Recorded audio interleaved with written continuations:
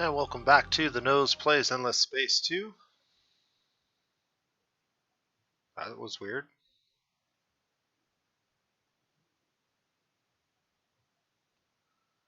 I just lost all the sound. We'll see what happens here in a second. Okay. Yeah, that was kind of weird. Hopefully everything is working okay. I decided to go ahead and play a little bit more this evening. So that's what we're going to do. I don't know how long we'll play. We'll do at least an hour. Maybe a little longer, but I wanted to go ahead and get this. I was pretty excited to get to a point where we could actually get another battle going here. This one's going to be a little bit different, a little more drawn out, but we'll make the best of it. Let's see if there's anything else I need to do. This turn, I think we had pretty much wrapped up this turn when I ended the video. This is still 4 turns away from being completed, so we should be good here.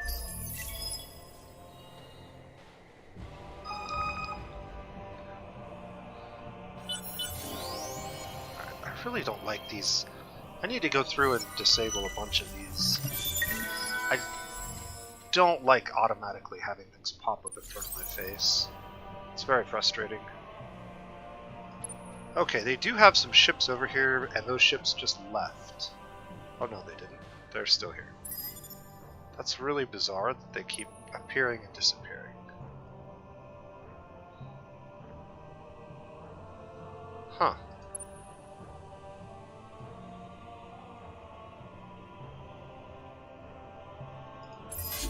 Well, let's see what they are. So these ships have short-range weapons, which means we're going to fare the best at long range. And we'll go ahead and watch this fight. This should be pretty straightforward, and they should not deal any significant damage to us whatsoever.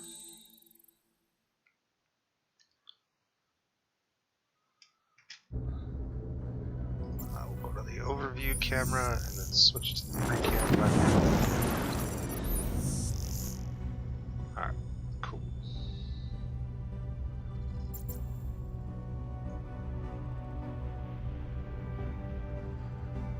Yeah, there we go.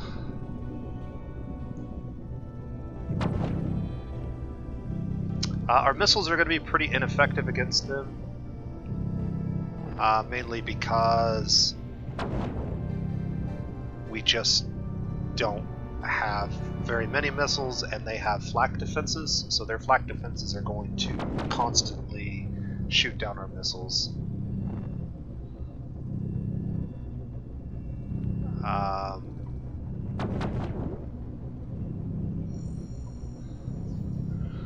Fortunately, I was kind of expecting our hero to do a little bit more damage, but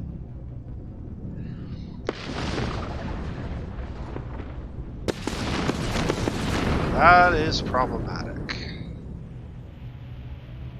Okay, well that really sucks because we lost part of our defensive, or part of our invasion force by losing those 2 ships.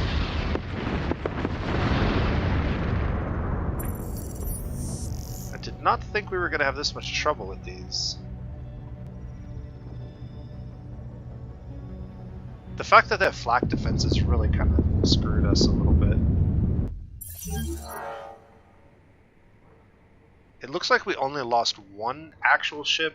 The other ship that went down was our hero's ship, which basically comes back with like 1 hit point as long as the fleet doesn't die.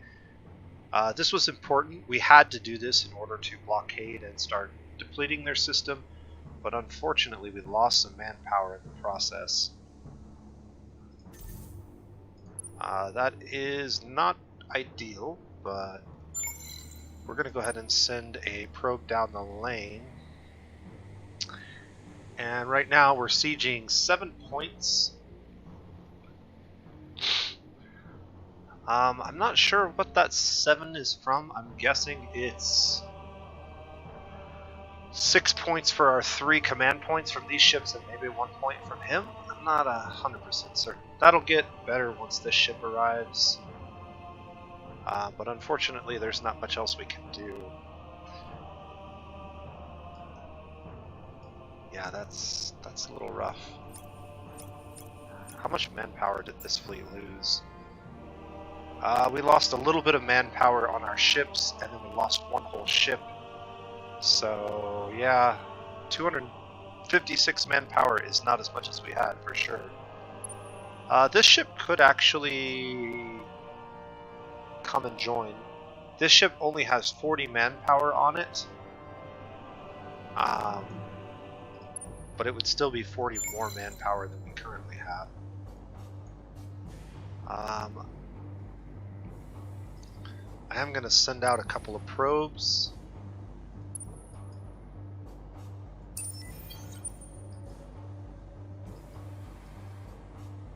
And then this ship has a couple more probes that it can send out.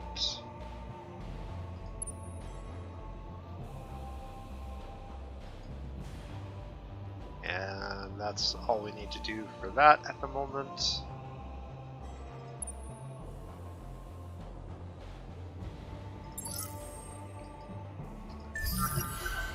We need to pick a new technology.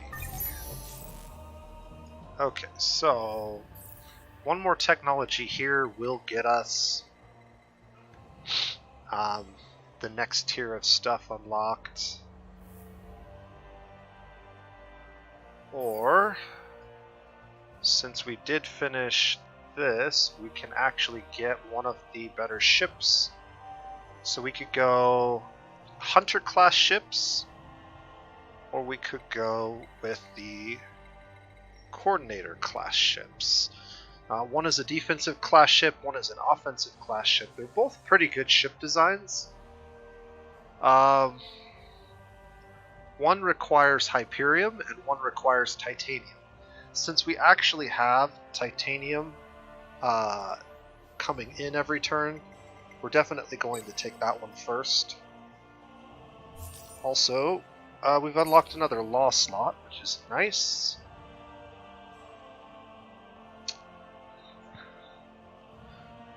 Cram for exam probably isn't going to be something we want to run. Lower fleet costs eventually. Spoils of War Act would have been nice before we got in that battle. It's not so useful at the moment. I'm not sure what the minus 10% dust is. It might be minus 10% upkeep of military ships.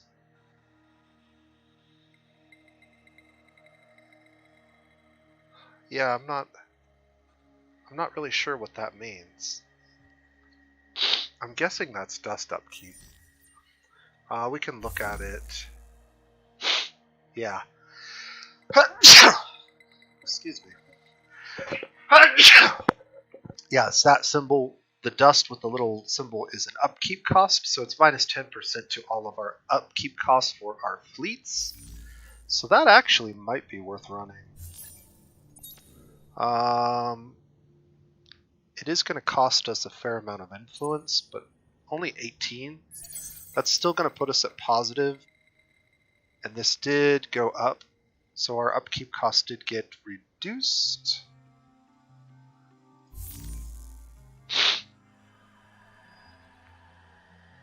I'm not sure where that gets calculated in, but cool. Alright, what else do we need to get done this turn? Anything? Not really.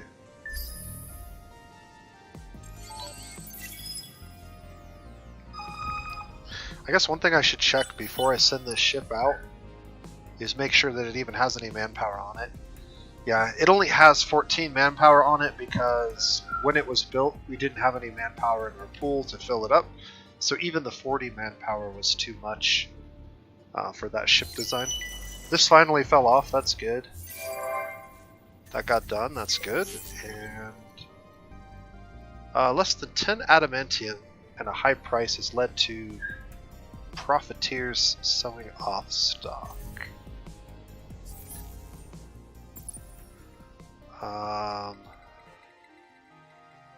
So somebody sold some adamantium apparently.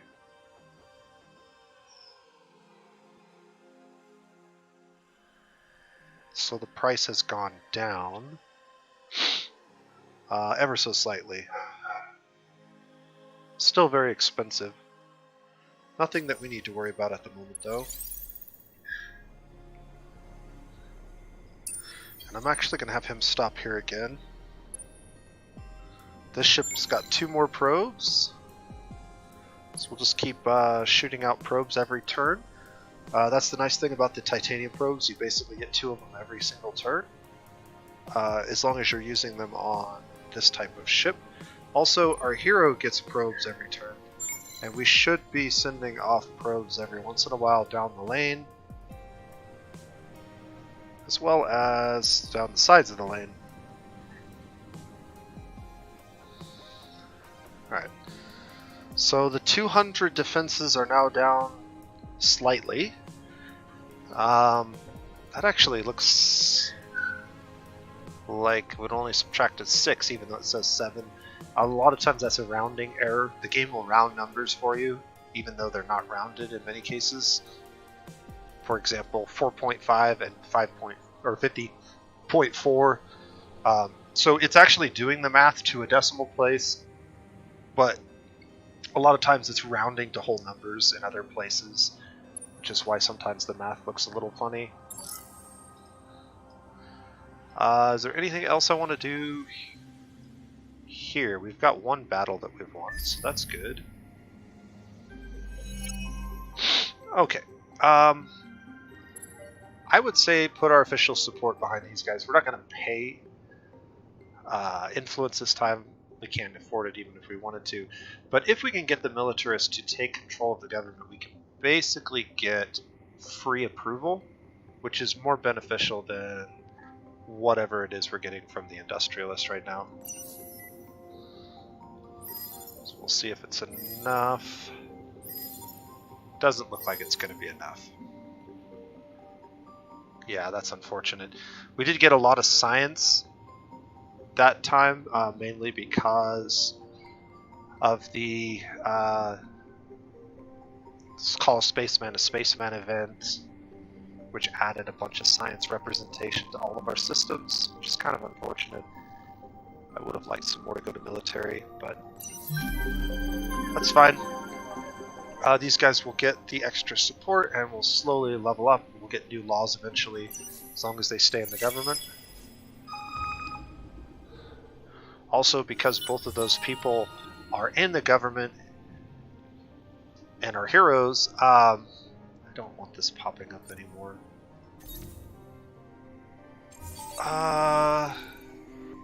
What? Why did that pop up? We still have 1 turn of this.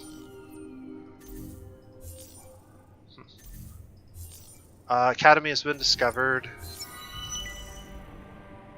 We are definitely going to go with that.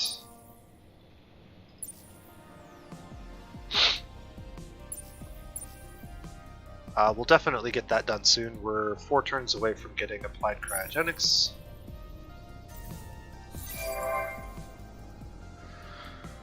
More population growth. New population collection bonus. Okay, this is what happened. The industrialists leveled up, and so now we get even more political output from Imperials. The fact that we have mostly Imperials is why we're going to continue to have Imperial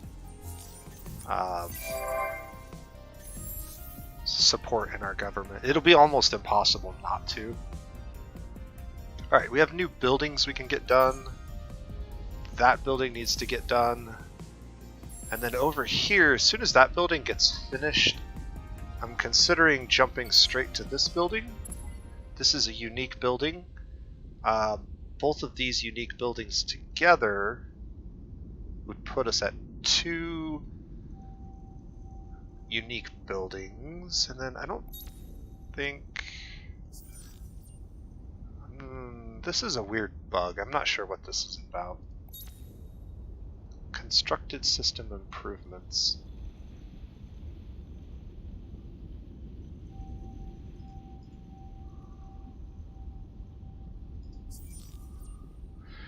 Yeah, I have no idea. Every time I go onto this screen to look at system improvements, I get this weird bug. If anybody knows what this is, let me know. But I'm pretty sure that's not supposed to happen.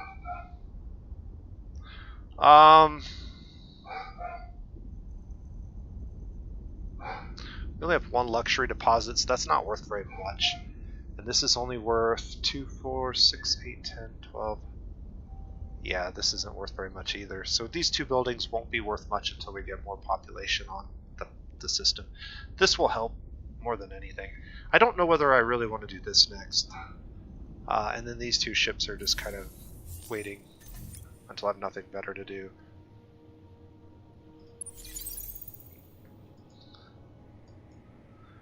Okay, so we have a wide variety of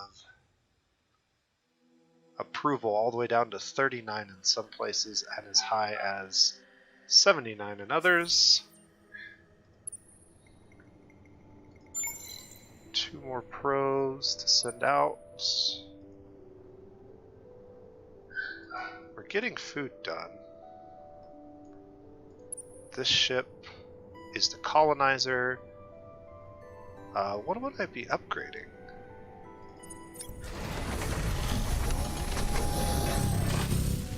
I think I put missiles on here maybe, or lasers or something like that, so it would be a weapon upgrade. That's not really worth my time. This ship, I do want to stop there. This ship can sleep again. Hopefully we get some probes that hit something, and then eventually we should unlock some curiosities when we get back to the science tree, and we can fly through all of these and get the curiosities unlocked. This is getting very close, but I don't have a lot of influence, so I'm not going to buy it out. This system's just going to take a while to grow. But once it does, I guess we should go ahead and grab that and then these two buildings, and that should put us in a pretty good position to fill this entire system out. We're going to get a lot of nice population here.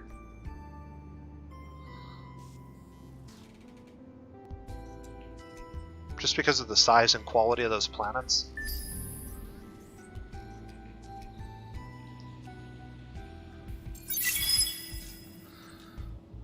Alright. Hack has been successfully completed. So we can support the revolutionaries, use the population of the system to spawn pirate fleet invasion, and force them to use unique battleground strategy for 5 turns. That is absolutely what we want to do. Our enterprise requires resources. We will not be interacting with the Academy at this time, but we will be popping that booster and continuing our exceptional influence bonus for our Imperials. Yeah, okay. Unfortunately, send another probe down the lane.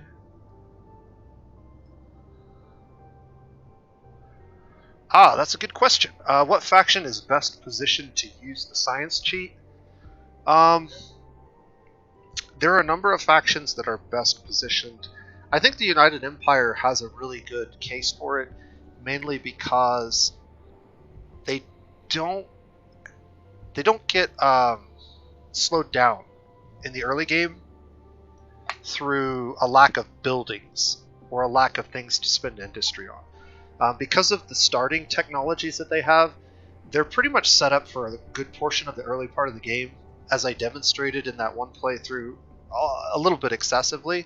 So you really don't need to complete a lot of your scientific research, because it just kind of, like, you complete something and then you have a building that you can build, which is great, but then it just sits in the queue behind 10 other buildings that you already have queued up. Like, I'm still building. Like, you look at this, we're at turn 42, and I'm still building like a lot of tier 1 buildings. Like, this Xeno-industrial infrastructure is still being built here. Now granted, I had a pretty rough start in this game and things kind of got slowed down, but any faction that basically has a lot of buildings that are useful, like the United Empire's buildings are, and they can just build those instead of researching new buildings, don't need to complete research as quickly. You're still going to need to complete some, but you don't have to, and you can basically use the science cheat that way.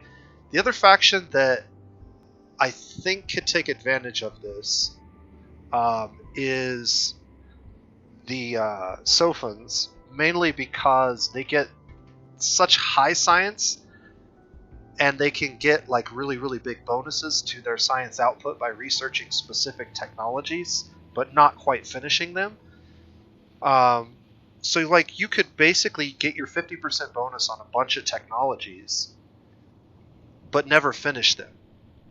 And then by the time you need to finish them, like the bonus may have worn off, but you don't care because you already got all of the bonus out of it, if that makes any sense. So I think those two factions off the top of my head probably make the most sense for the science cheat, but really it's not even a cheat. It's just the way that you really should play the science game is, for example, I'm going to get this completed in 3 turns, right?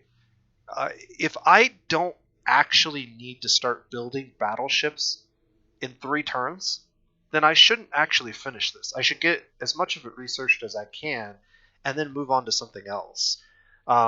There hasn't been a lot of opportunities in this particular game for that to be true. Pretty much every time I've researched something, it's been something that I either can immediately use or could have used several turns earlier. And that sometimes is the case, but it just depends on your playthrough and what your needs are. One of the big things that really dictates that is also like the types of planets that are around you. So for example, if the systems that are around you can't colonize without grabbing some of these science researches, that's going to be way different than if you get spawned into a constellation with lots of like Terran and forest and ocean planets around you, where if you're playing a faction like the United Empire, well then I don't really even need to focus on any of these, lower tier science, and I can delay and try to grab other things or try to use the science hack to get ahead. But it's still a give and take. When you use the science hack, in many cases, you're giving up speed for efficiency. So yeah, you can get things done faster in some sense, but you can get more for your science if you delay. And so delaying several turns on a few things sometimes makes sense. But it really just depends. I haven't played enough with some of the other factions to really know if there's any kind of interaction with that idea. I do remember that 4X Alchemist, when they were still playing the game, referred to the idea of the science hack as a strategy or a philosophy called tact. And basically tact is always doing things in an efficient way through your science queue. So it's that whole idea of don't complete it unless you can absolutely use it. So, I know it works still. I just don't know how often it's going to make a huge difference. Tell me why you're here. We don't really want to impose a truce on these guys. We're just going to wipe them out. I saw the little marker here, so I was going to check out what they wanted. This should help quite a bit. So if I merge those together, I could be getting up to 27. That's interesting. I'm not quite sure how they're getting the math on that. Should be something like 14 plus the 7 we had. Should be like 21, 22. Yeah, I'm not 100% sure on that one.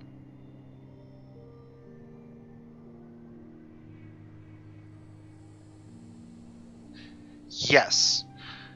If you are 100% set on going for the science victory, then the very first thing that you need to complete as quickly as possible is Genius of the Endless. And you want to do it in a way that utilizes the fewest number of sciences possible on the way to that first one. Once you get that, then it's kind of up to you where you go. Granted, you can't just, like, theoretically, you could get to Genius of the Endless. I believe it's the... Good lord. I play too many different games with different mouse controls. So theoretically, you could get to Genius of the Endless by getting 1, 2, 3, 4, 5, 6, 7, 8, 9, 10, 11, and then... Where is it at? I can't remember. I can't remember exactly where Genius of the Endless is. Is it this one? Power of the Endless. Genius of the Endless. So basically, if you just get the minimum number to unlock this, by going down just the science tree, and then I can't remember if you need to unlock both sides to get this unlocked. But if you do, there's a minimum number of sciences that you would have to acquire to get to this. If you could build a strategy around only taking that many sciences and not grabbing anything else, or as few other things as possible, that would be the fastest way to win the game through a science victory.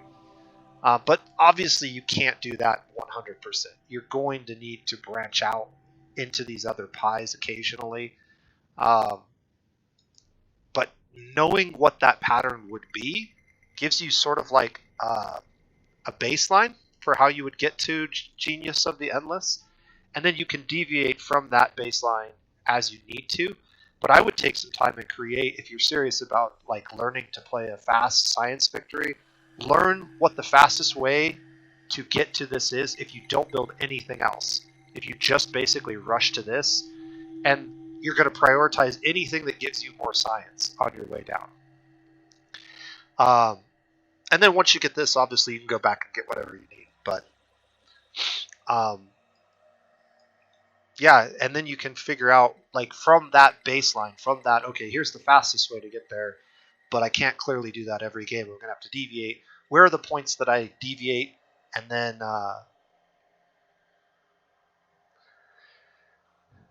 you can skip tier 4 of Sophons. Yes. So skipping tier 4 is interesting. You can actually skip with any faction that uses science as a political system. So if you can get science as your primary political system, it gives you the ability to jump up a tier. But it does cost a lot of science to do that. It's kind of weird. So like very rarely does it make sense to actually jump ahead in science, because the cost of jumping ahead, it takes so many more turns to do that, that in very few cases is it worth doing that over just grabbing stuff lower. It's weird how the science gets calculated for things. But yeah, I agree. Sophons probably are the best suited for that.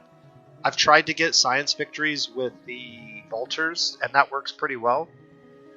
United Empire can definitely go for a science victory if you take the science quest and the science hero and really maximize science.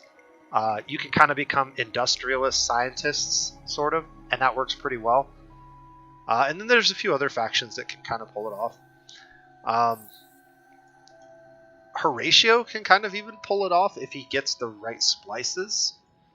There's a few splices that really make science efficient on him. So, great questions, or good conversation. I'm getting a little bit distracted from what we're doing here, so I'm going to try to refocus in on this. But if you do have more questions, just let me know, and I'll try to answer them as I can. Let's see, did we want to move this guy? We do, but first I have some probes to get launched. So we'll launch like that for now. And then I'm actually going to wait a turn so he can get some more manpower on him, maybe. We're actually accumulating manpower again. No worries. If you do have like more drawn out questions that I can't like answer on stream, please put them in the comment section of the videos where I can take my time and really type up a thought out answer. That's a really good place to ask those types of questions. But I don't mind answering them as best I can on stream. I just have to make sure that I'm not like forgetting to play the game, which I kind of do. Appreciate it, man. Thank you so much. Okay, we're going to start our invasion now because we have 5 turns of the detrimental battle tactic. So these guys are going to be forced to use a really crappy battle tactic, which basically lowers the health of all their military. And they cannot use the recruit more people. So basically we're going to get free damage on these guys. So this should actually turn out really well in our favor. Let's see how it goes. Okay, so they got to use the Stampede battle tactic, which is garbage. We'll kill 75% of their force with the bombing. Kill 61% of their remaining forces. And they do basically 0 damage to us? Did we lose anybody? Yeah, we lost like a few. We went from 59 down to 51. But they are almost completely destroyed.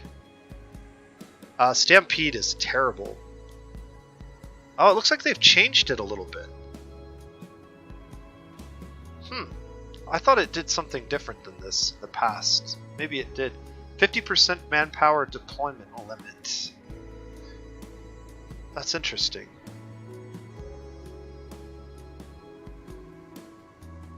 But it does prevent them from basically using the draft or protect the system or the dreaded tactical retreat. Alright, cool. Well, we'll continue and take this out, and that will basically be the end of these guys. They have a bunch of systems over here that they're trying to get onto. But we should be able to just wipe all of this out. This is not going to be a problem for us at all, I don't think. Cool. And then the pirates, I guess we could fight the pirates. I'm hesitant to fight the pirates because I don't know what kind of ships they have.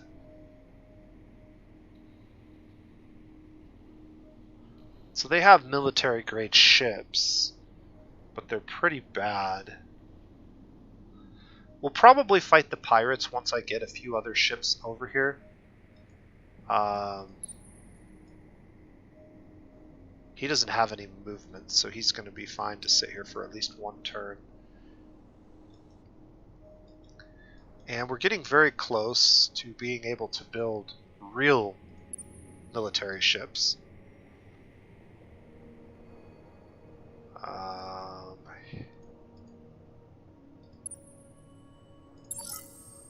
Okay, we're just gonna throw another probe maybe back this way.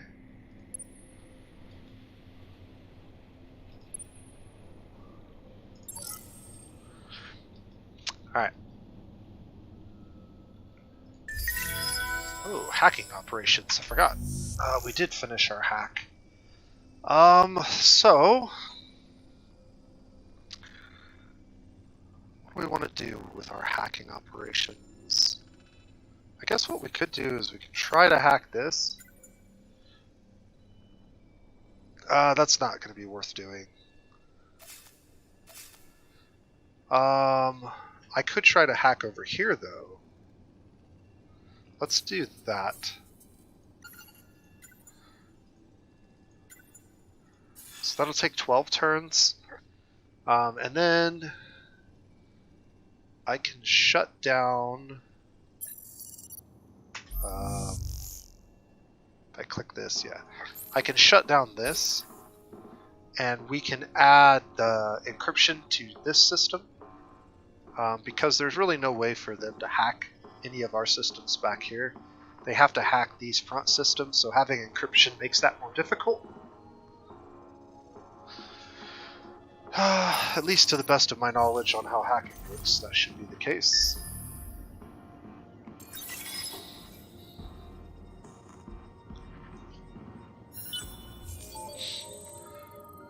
Academy power has increased. Show location. So they're going to try and trace us, but they're going to be gone before that happens. I don't think there's any need to watch this time. That was easy enough. Did lose a building, and they did lose another population. But now the system is ours. We'll definitely occupy.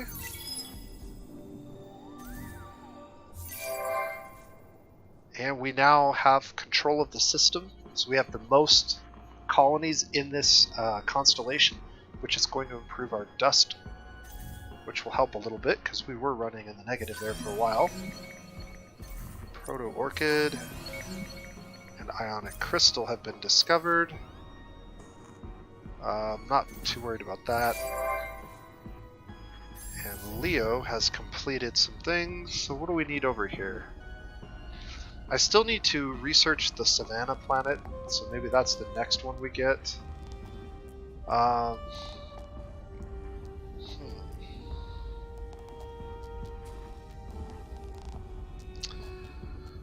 One thing that I need to go about doing is getting this set up on every planet that has a large population. This system doesn't have a large population yet, so I'm not going to worry about it just yet.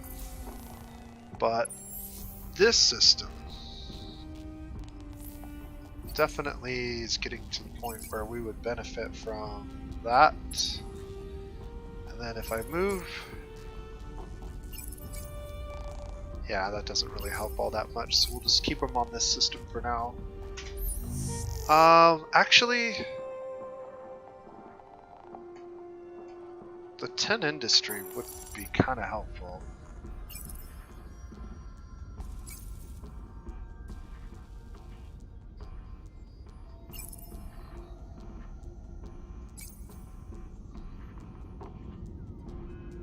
That's a little bit more industry. I don't think it really helps all that much though.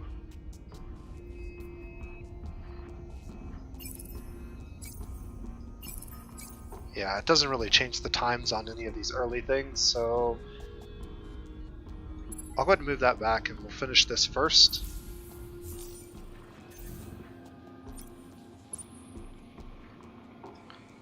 Alright, cool. So we have all kinds of things going on over here now. We should attack the Kappa, the Riftborn ship. This should be pretty easy. We'll definitely want to probably be at long range again, right? Yeah, their long range is pretty bad.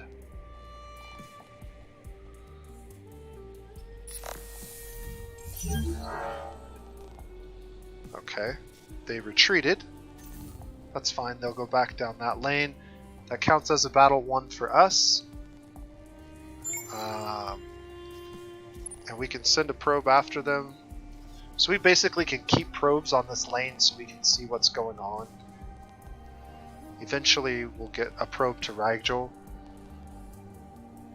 And I can actually repair my ships for 59 dust, which I am going to do. That was not repair, that was upgrade.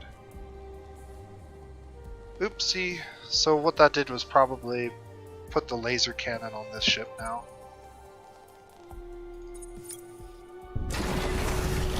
Yes, it did. That's alright.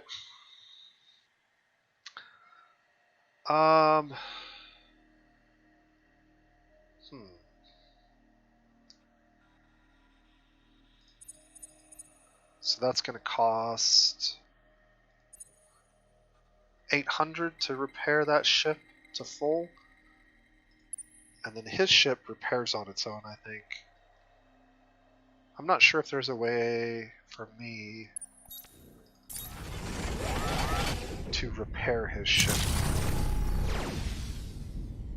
Or if his ship just gets repaired at whatever pace it does. I do need this guy over here though. Darn, it's going to take another turn. That's okay.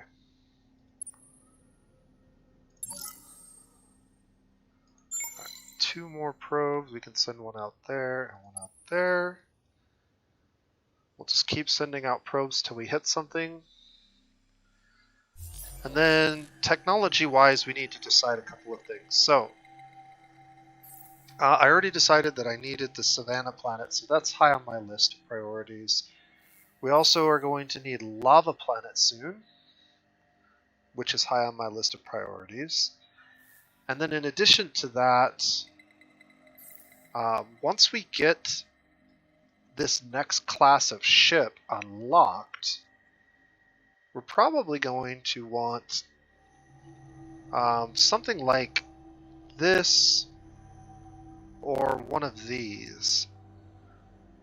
We actually have pretty reasonable amounts of titanium, but we don't have a ton of income. We can increase our income a number of ways though, but these improved slugs would be good. The other thing is we're going to get our Golgi lasers, and those ones are really strong, so I guess we don't really need to focus on weaponry. I don't need fighters or bombers. I don't need boarding pods yet, but I have a theory about boarding pods that I'll just throw out here real quick. And then we'll see if we ever get an opportunity to prove it. But basically, I think boarding pods are the best defensive weapon in the game. And the reason for that is when a fleet comes in to drop an invasion, you can immediately counter that fleet by having boarding pod vessels come out of the system and attack. And if they do that, the first round of boarding pods that lands should basically take over their ships, because when you invade, you drop all of your manpower.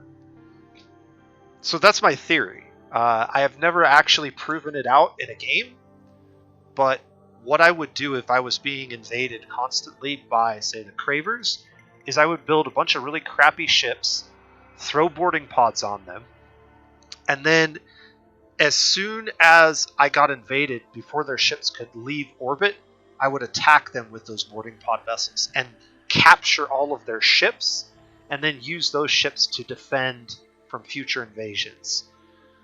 So that's my thought on how best to utilize boarding pods. Whether or not that actually works in practice, I don't know, but it is a theory that I'm working with. So I'm thinking we're going to probably go ahead and queue this up, and then probably that. And then we'll kind of go from there, because I really need those planets unlocked as soon as possible to start maximizing things. Now, one thing that is a bit of a concern, and this is where maybe we use the science hack here.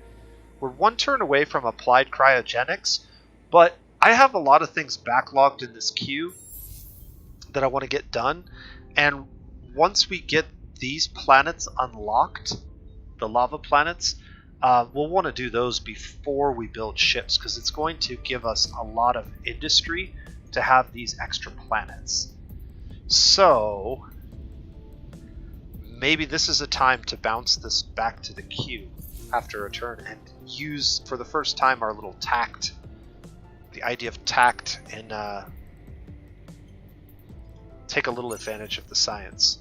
So I think that's reasonable, because we can't really start building ships right away. We really need to get our systems developed a little bit more.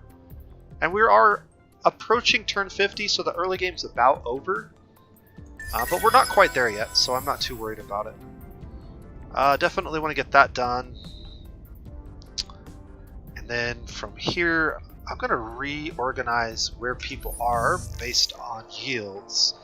So the most important yields are going to be industry and food.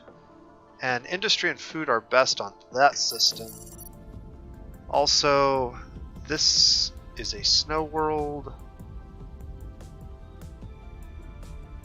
Interesting. Ash world. Yeah, we have all kinds of populations here. The fact that they've got this population over here when it gets extra food on sterile is kind of silly. The amoeba benefits just from being anywhere, it looks like. And then the Riftborn are really good populations to have around. They don't really seem to care what type of planet they're on.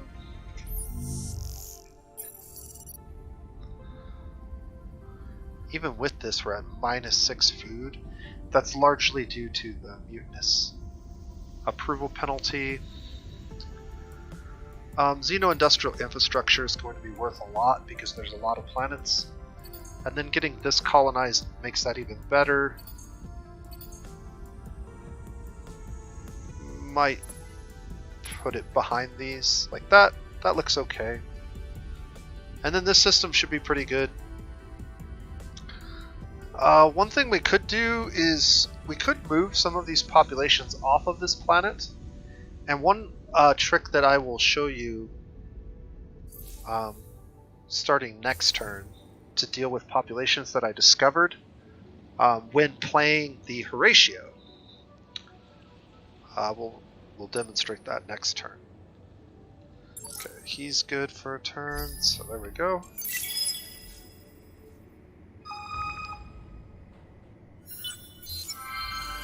Alright, so we got that reward.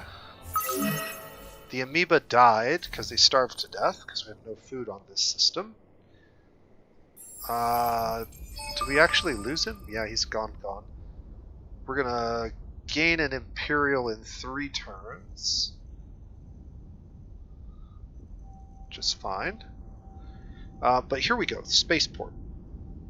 Okay, so one thing that you can do, depending on what's going on in your system, let's say that there's a population in the system that's potentially growing that you want to remove, or that you want to not grow anymore for a limited amount of time.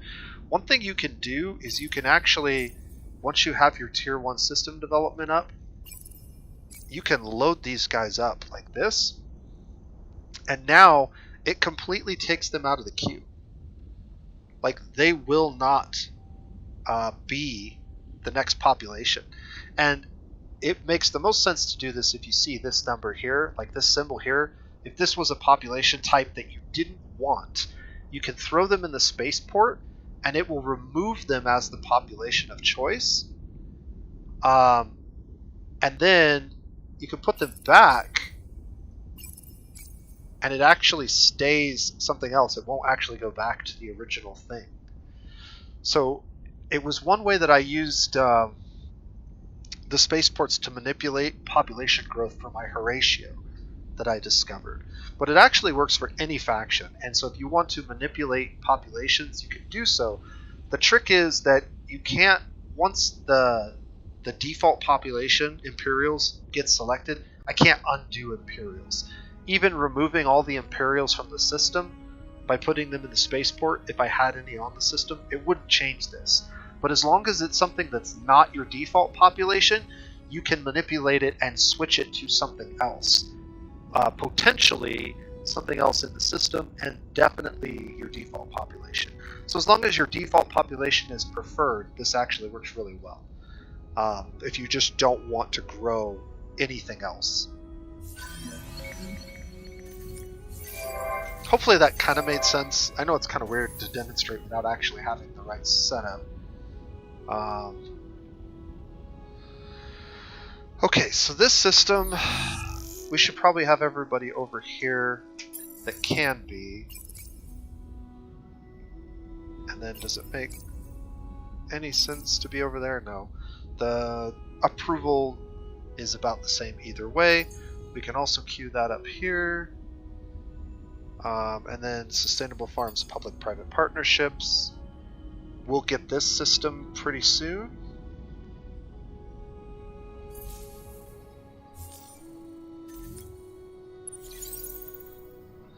And now these guys can merge and we can actually fight the Vultures.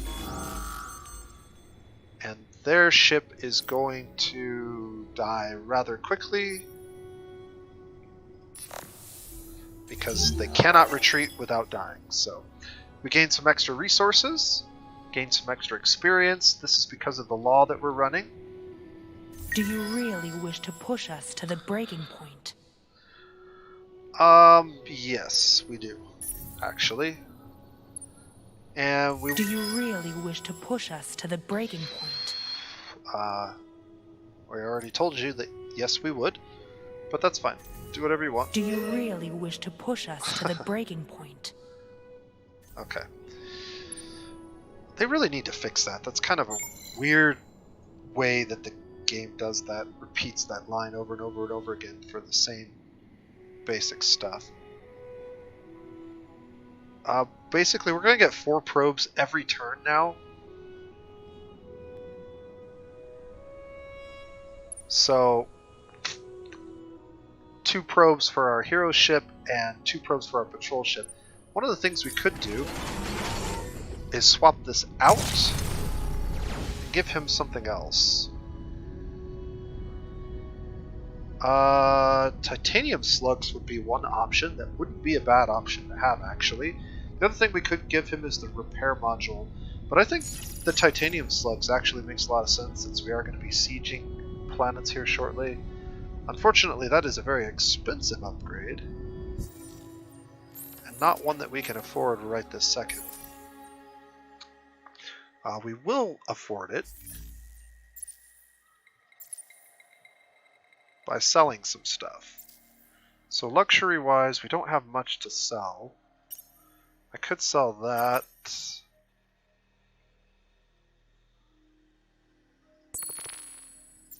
And then we'll sell a little bit of this to get up to 600. So we need about 300 dust.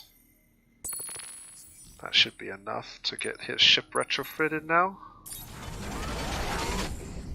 And as long as we have that patrol ship with us, we really don't need any more probes. 2 is enough. So this will be good. So, yeah, we should be able to siege down the rest of these systems, no problem. Next turn we'll fight the pirates. I would like to repair the ship before we fight the pirates, just so we don't lose a ship by chance, but we'll figure it out. Alright, is there anywhere else I can launch probes that hasn't been uncovered yet? That hasn't been... I guess there's some area down here we haven't sent anything. Alright. And that will end that turn.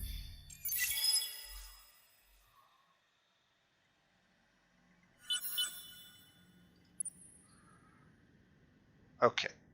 Should I get some more dust to repair my ships? I could sell some more titanium to make that happen. I think I will, just because I really don't want to lose any of my ships.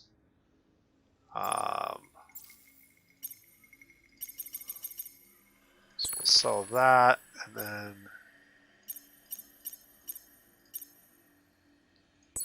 that. And then I should be able to repair all of my ships. And now we can fight these pirates no problem. I don't think there's any reason to watch it. Yeah, we don't even take any real damage because we're good. And that should be 4?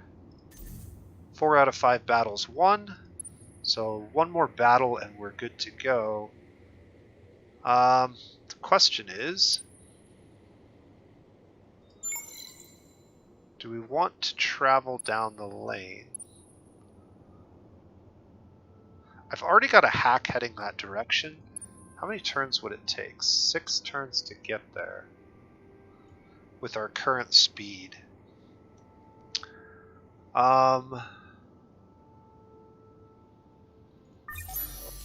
You know what? I forgot to switch out the sciences that we talked about switching out, so I actually achieved this already.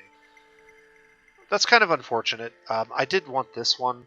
If we wait 1 turn, I can actually get a better engine for my commander, who is sort of holding up the rest of the fleet, if I'm not mistaken. Because everybody else in this fleet has a movement of 7. The colonizers at 6. and his ship, I believe, is only at 5. So he's holding everybody up in terms of movement. So what we want to do is add the better engines to his ship and maybe the colonizer ship, and that will allow us to travel down the lane a little better.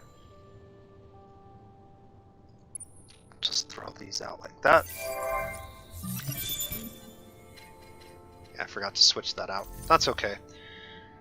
I do want baryonic shielding completed, so we're not going to worry about that one. This guy can just keep throwing out probes this way. It's kind of unfortunate that we haven't hit anything.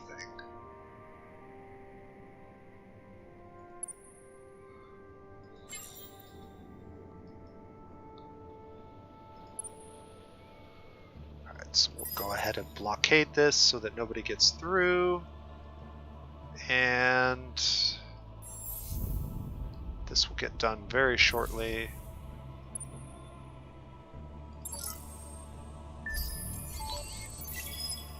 Alright, so that should unlock a couple of things for us. Interesting. Okay, Remnant Refugees, +2 on system Hidel. Increase ecologist political ideology with a 20% chance of negative consequences, or just take the approval and increase military. That's what we want. Alright, got some new stuff here. Look at that in a moment. Luxury prices have increased. So now, what did I do? I didn't want to undo him from there. We can put this engine on here, which gives him a movement of 6. Is there anything else that I unlocked that is of note? We unlocked this antimatter lens. Increases the chance of being targeted. Repairs the ship by 5%, and it requires antimatter. We don't have that. That's interesting. Did I apply that? There we go. So that gives him a movement of 6. Unfortunately, these ships have a movement of 7. I could give them the better engines, but it wouldn't really benefit them too much. It does give them a slight chance to dodge incoming fire, but not enough to matter. And if 6 is as fast as we can get his ship, then 6 is as fast as the whole fleet will travel, so that's probably good. So now it's only going to take 5 turns. Yeah, let's go ahead and get that fleet moving out.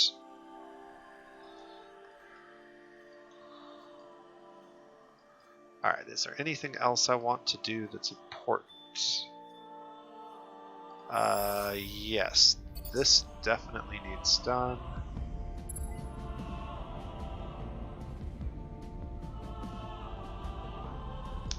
And then as far as approval is concerned, we're starting to get our approval up high again.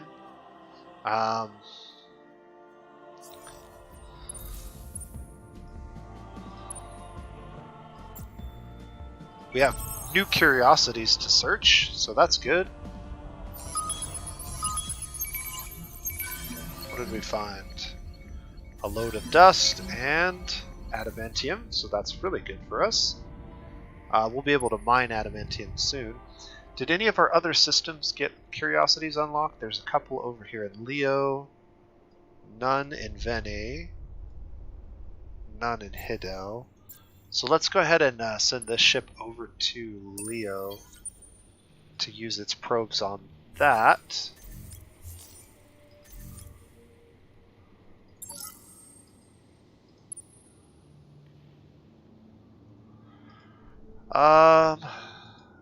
Yeah, we can't do much else. Maximize exploitation. So we were like 1 turn early here. But that's fine. This definitely needs to happen next.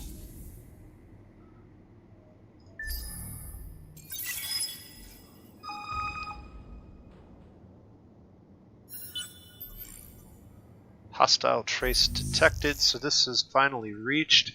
It will be completed in 5 turns, and we'll be arriving in approximately 5 turns.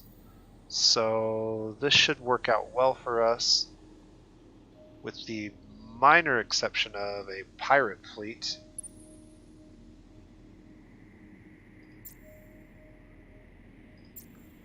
Those are not particularly scary looking, but I don't know what they are.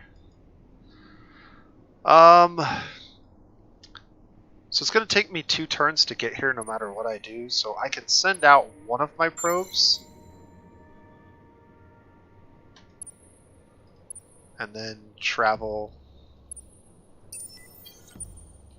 Oh wow, that actually was enough to make it take 3 turns. Oh well. +2 resource generation on strategic deposits.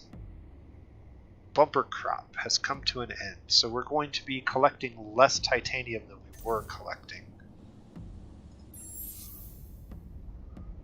Do any of our planets actually have Hyperion? Yes, we do have a few that do, and we should collect that, so that actually needs to be the next one that we grab, so we can immediately start collecting Hyperion. Sustainable farms has been finished. We can now colonize this planet. I don't know if there's anything else that needs to be done over here. So we'll just work on that for now. Alright, and then this is finally filled up, so now's a good time to get spin projects on this planet done. This planet being 100% full actually can get a little bit more approval out of it by moving them off, but we're going to leave them on for now because it doesn't actually change the category that we're in, so that's fine. This is one of those scenarios where anytime this shows up as one of these Hishu or Yushus, we can move them to the spaceport and remove them from growth, which is interesting. I don't know that we're going to want to do that, but actually, to be perfectly honest, I only want 6 of these ever. 3 for this planet and 3 for that planet, because they do benefit from being on a sterile planet. So I wouldn't want more than 6. Unfortunately, if you get more than 3, you can't do the spaceport trick, because it requires you to completely remove them. Okay, we have a lot of influence. I could buy out some of this stuff with influence. I'm hesitant to bother with that. I think we just continue to get stuff at a normal pace and save the influence for buyouts on more important stuff.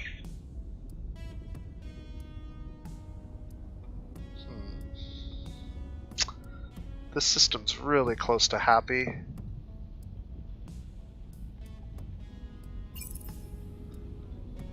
But I just can't quite get it. Can't quite get it there without building something. I guess we'll go ahead and add that to the queue. We finally did completely get control of Leo, so this is now 100% our system. Here's an example. Okay, perfect. This is a perfect example of what I'm talking about. Okay, so right now there is 1 Imperial on this planet, and there are 2 Calgaroos. The next population will be a Calgaroo, and it will happen in 3 turns. But because there's only 2 Calgaroos here, I can actually remove both the Calgaroos and switch it to an Imperial population. And then, if I change my mind and decide, oh, I want to put the Calgaroos back, it stays as an Imperial population. So this is what I mean by you can manipulate your population growth once you get spaceports. You can only do this under 2 circumstances. Number 1, you have to have 3 or fewer of the minor population that you want to control, and number 2, you cannot control your base population. So like taking this Imperial off and moving him over here, even though there's only Calgarus on this system now, doesn't actually switch this to Calgaru. Because your base population can always be grown even if you have no population. So that's how that works essentially. And that's why it works really well for Horatio to control their populations. And you can sort of manipulate what types of populations you want growing versus what you don't want growing. So that's neat. The other thing is I talked about in my last video, whenever you have these, never research these here. It's always cheaper to just build a crappy patrol ship with some probes and then use that patrol ship to unlock all of them. So that's what we're doing with this ship here. You'll get these new curiosities that pop up on your systems from time to time anyways, and researching them in your industrial queue is a bad idea. It's a bad use of resources. It's better off to just make a couple patrol ships and let those ships roam around and grab those curiosities for you. It's the same amount of industry, but it's more value. So you should always do that instead. Nothing else to do here. So we'll go ahead and end another turn.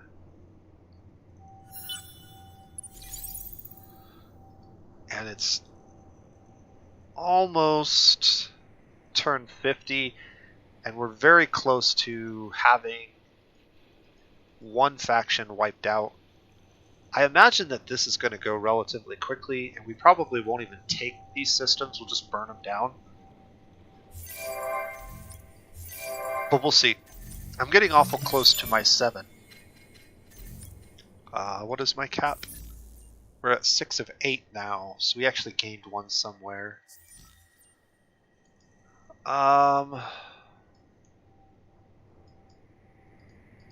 It'd be funny if our ships actually make it back here before his ship does. I think we're going to hit there at about the same time. Is there anything else I want to manipulate at this point? So one thing that I should have done before we actually took over that system is we probably should have swapped out Toys for Boys for the Colony Act. Just so we got the bonus approval for a few turns. Every time we take over a system or create a new colony, we can get 25 approval for 5 turns for free. We just got to remember to swap that law in. Plasma Metallurgy is almost finished, and once it's finished, we're going to need a new research. I'm not sure what I want to do. This one's not bad. This would give us up to 10 systems that we could grab, plus 2 systems occupied before triggering expansion disapproval. Also, not great buildings for us, but not bad buildings. This could also be a time where we look at commercial frameworks, because we are at a point in the game where making trade routes and getting lots of dust is somewhat valuable. But before this becomes valuable, we definitely need this. Be the first to have 3 unique star system improvements for a decent reward of 75 red sang.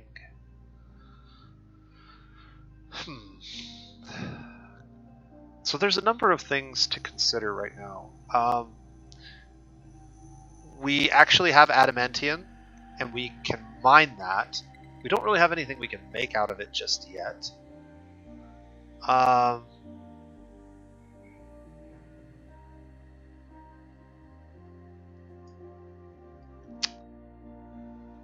Astrofinance is kind of pointless. We do have a gas planet that we could definitely benefit from colonizing at some point.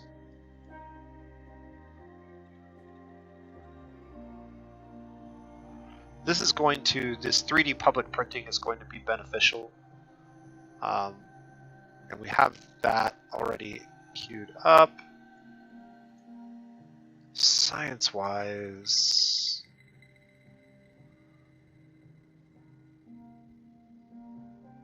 I don't remember if we have any ice worlds. Eco-habitats are interesting, but not needed right now.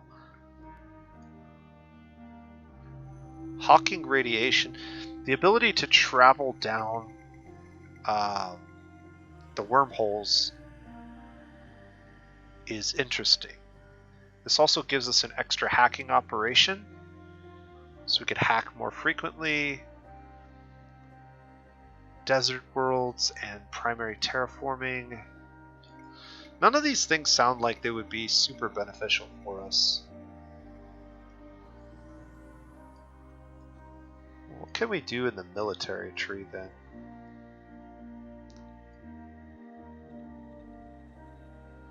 New battle tactics. Some very powerful defensive modules. 750 health is nothing to sneeze at.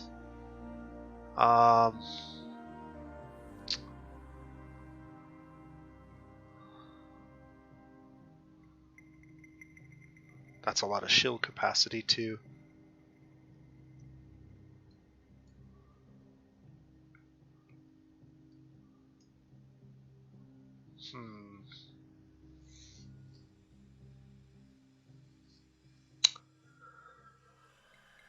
This is almost always necessary just because the +3 command points is really helpful. So that's something that's pretty critical for this tier. We don't need one of these because we're going to have the Golgi lasers. One of these for defenses is nice. And then boarding pods kind of makes sense. Anti-personnel drones, additional manpower, sort of an upgrade to the one that we have.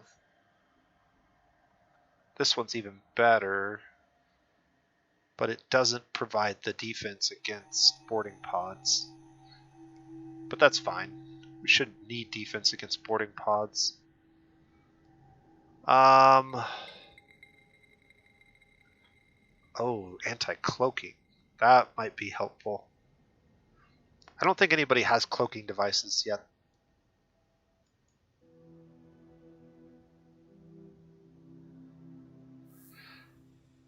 I really don't know what to start with here.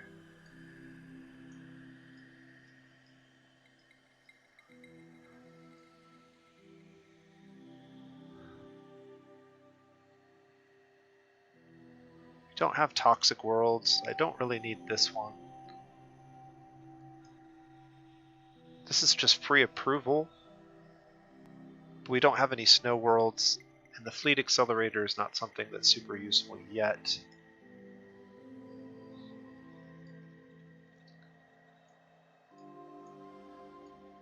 Yeah, I'm just not sure. I guess what we're going to do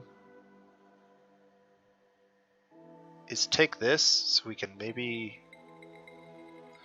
No, we're going to go commercial frameworks. I am going to go ahead and get our money situation taken care of. We're going to be rolling in dust here pretty soon.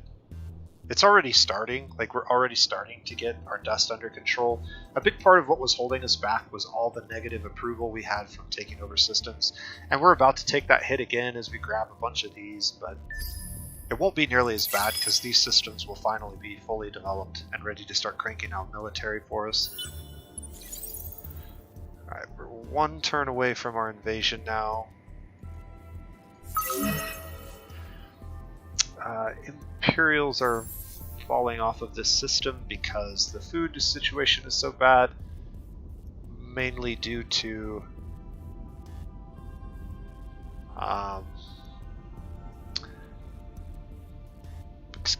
mainly due to the fact that the planets suck for food.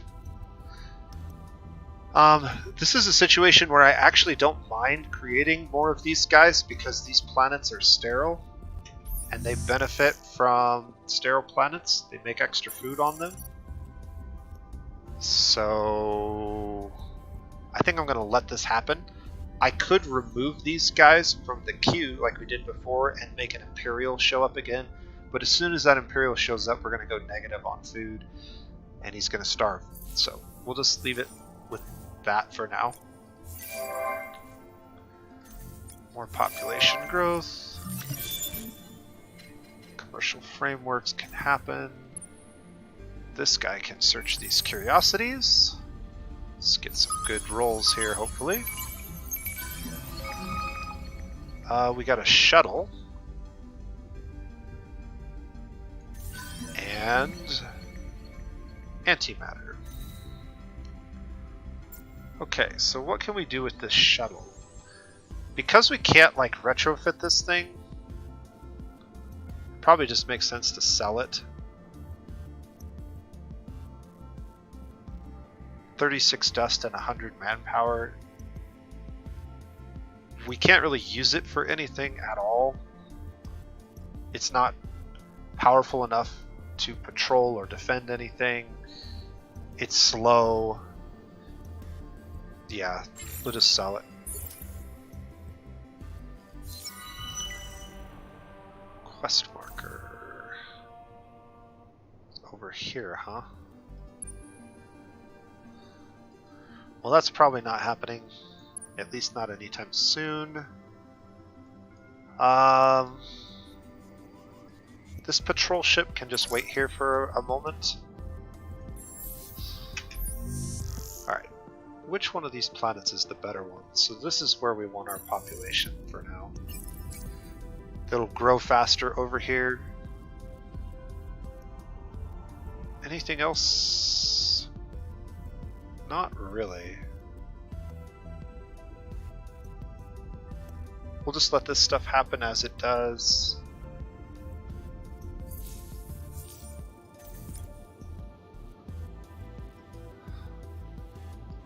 Okay.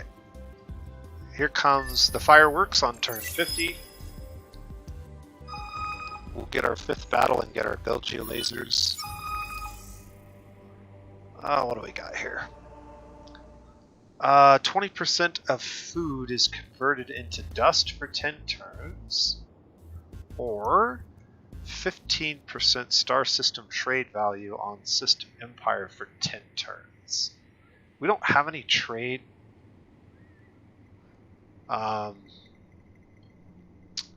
This actually can have some pretty detrimental effects where you starve to death if you take it, because a bunch of your food goes to making dust.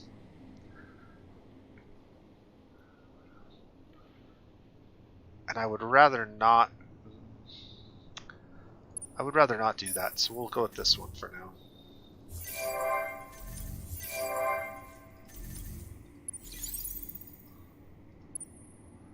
Alright, we can blockade this system, and we can fight, but before we fight we should send probes down both lanes so we can get vision on what's going on over here and over here, if anything. And I don't think I want to fight that. I'd rather fight them. They're already injured, so they shouldn't be hard to bring down. And then it's just a matter of figuring out what kind of weapons they have. So they have missiles, and some type of guns, bullet weapons. So this is probably fine. We should win this battle, no problem, and no serious damage to any of our ships. They did retreat, but that is our 5th battle, which does give us these very powerful lasers that we'll use on our new ships. We're not going to put them on our old ones. Maintain at least 2 military laws for 10 turns. We'll get 50 titanium. I believe we're going to have a little bit of trouble doing that because I don't even know if I have 2 military laws. I guess lower fleet costs I could run instead of Toys for Boys.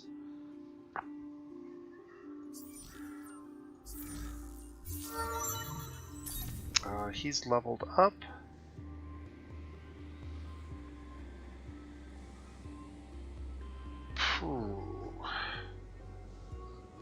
Shield absorption's pretty bad.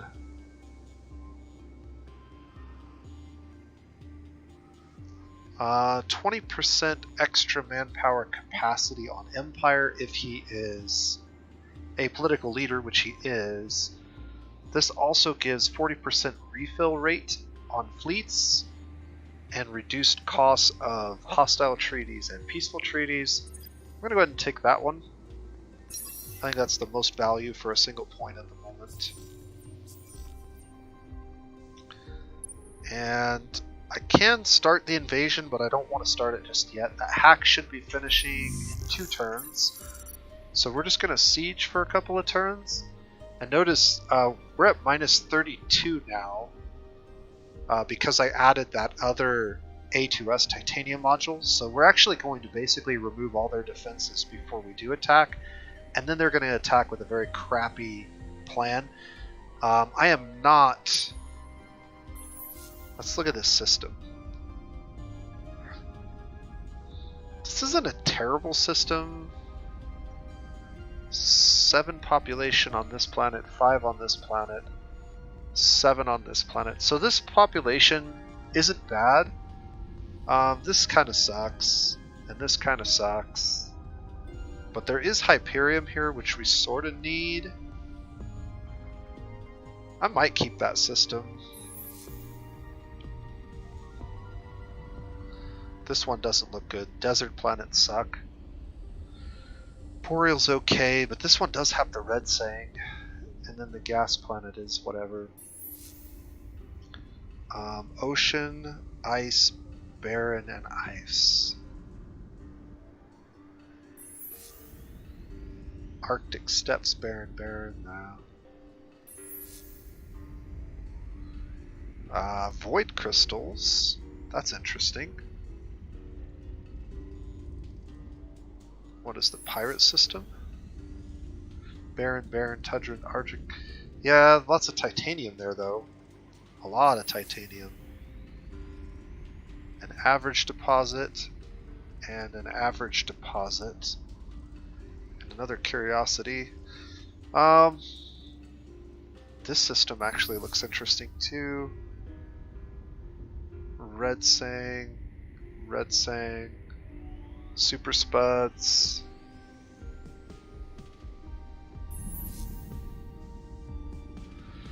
Yeah, maybe we will take this system. Rigel's not bad, and we do need more Hyperium. How much Hyperium are we bringing in a turn now? 3 and 5. We're going to need more of both of those. There's a couple ways we can increase those. We've already taken care of that.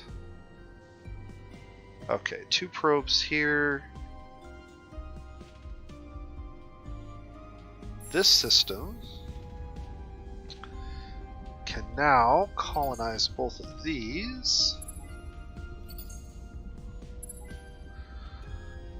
And we probably could do that before we finish the embassy, because this is going to increase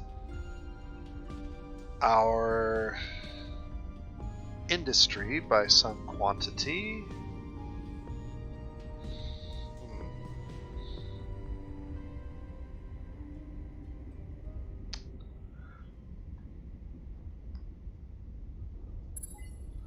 Those are 5 turns, huh? Yeah, I guess it is harder to colonize those systems for whatever reason.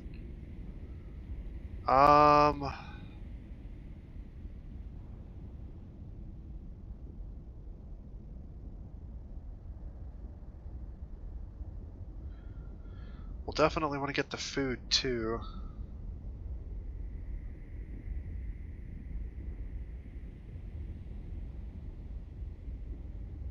We've got 2 more curiosities over here we'll be able to unlock eventually.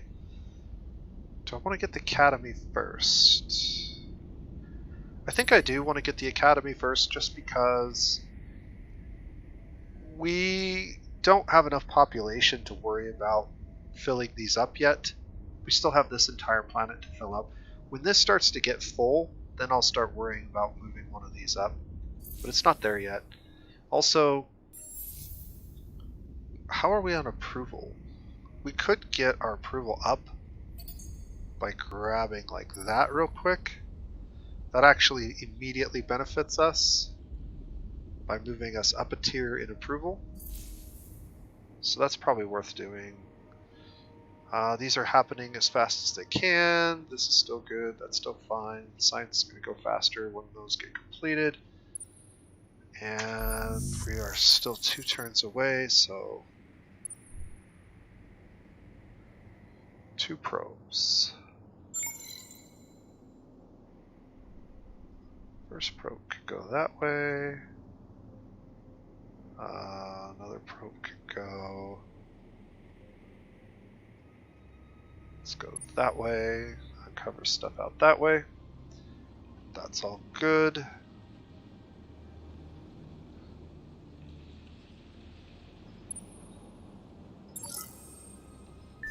Alright.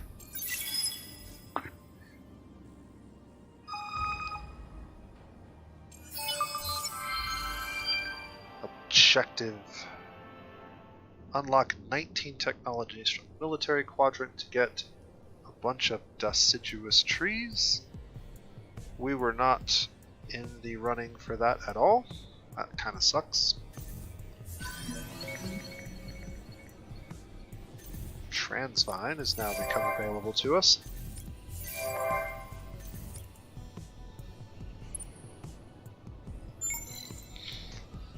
Alright, do we want to travel anywhere with this ship?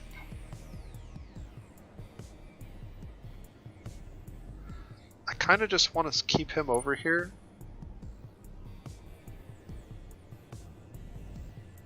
I think that's probably worthwhile. We want to launch our probes down those lanes occasionally, and we're not going to invade just yet, and I don't want to attack these ships because I don't want to get beat and lose any of my manpower before it's deployed. So we'll just sit on it. Once we take over the system, I might consider fighting, but not right this second. And if we don't move this ship, then we should definitely shoot out some probes.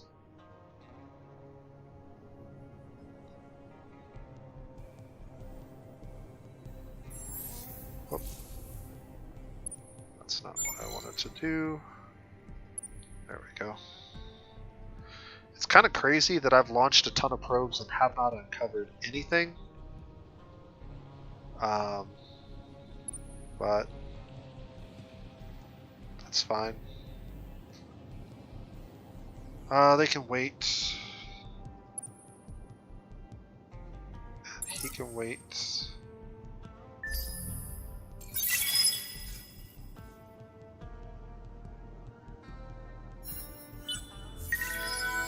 Population boost can be run again.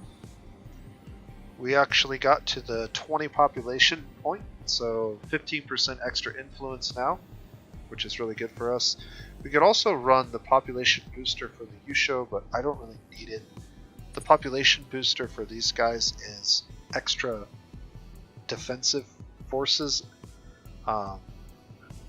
We don't really need extra defensive forces right now. Our hack has been successful. Jam commands, which gives us the battleground strategies. They don't have very many troops left at all, so we can go ahead and attack them. And once again, because this number is smaller than that number and we have nobody in reserve, there's no sense in doing any of the other battles. So we can go ahead and fight this out now. Looks like we've destroyed a couple of their improvements, but they're completely gone after one battle. And I think we will take over this system because it was pretty decent planets with a high population count.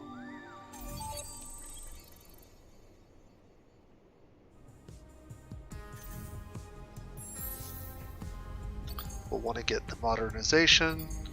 And then these two buildings I can actually buy out with my influence to basically get a baseline of income and science, and then we can work on getting all of these other things completed. Starting with Xeno-Industrial Infrastructure, which is worth 30. In fact, I may actually buy that one out instead. 30 industry on this system is going to almost double its industry. Yes, let's get that next. And then sustainable farms, public-private partnerships, and we could colonize both of those systems. And we probably do them like that.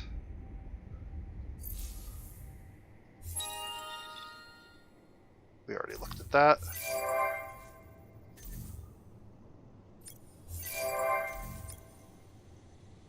Did I get another Yushu? I did. I really didn't want another one. That's kind of unfortunate. If I could have kept them at 3, I could have maintained 3 indefinitely.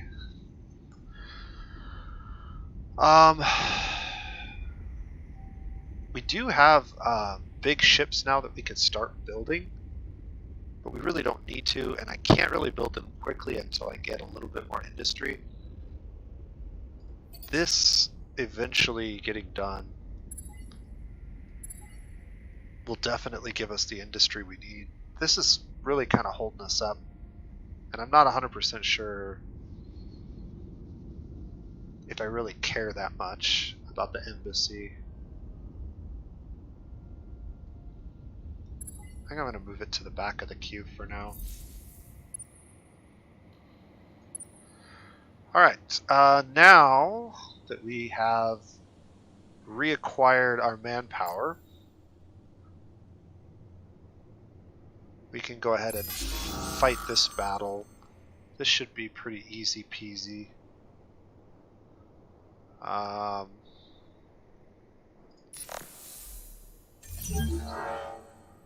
Not sure why they had so much trouble with that, but just more resources for us. And then now the question is, which one of these two do we want to take out next? There's not a lot here. We could just destroy this system, but maybe take this one. Thaddeus had the Boreal World with Hyperium and Red Sang. I'm not even sure. We're at 7 of 8.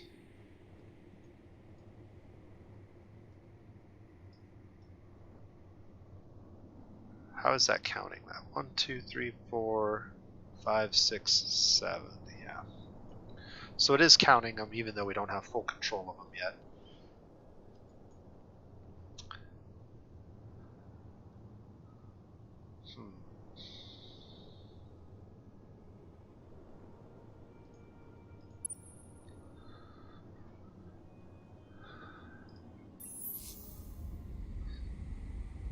These systems kind of suck though.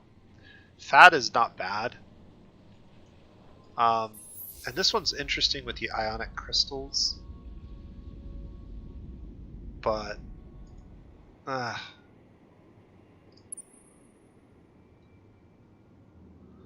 can make it here in 1 turn, so we might as well. The system already has 8 population.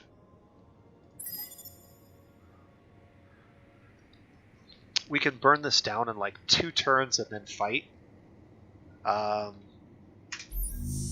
Is there any way to get...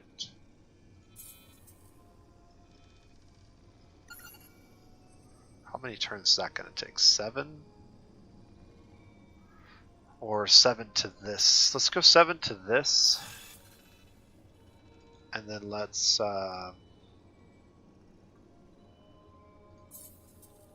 run encryption on that system. That should make it harder to trace back to Deki.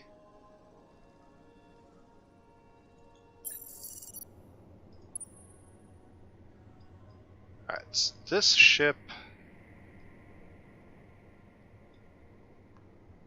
I still really don't know what to do with him. I think we're just going to move him over here and keep throwing out probes.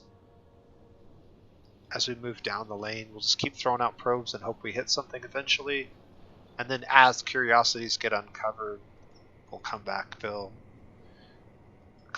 and fill those out. We're not going to do that. We might do this. In less than 9 turns, possess 2 ships with 316 offensive power. Ooh, that one's on a clock. Alright, well, if that's the case, let me look at that again. 316 offensive power. Can I build a battleship with 316 power? That's 800 offensive power.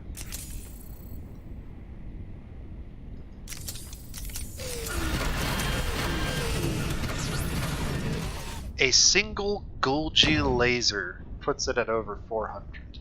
Let's go ahead and build this ship. Where can I build it?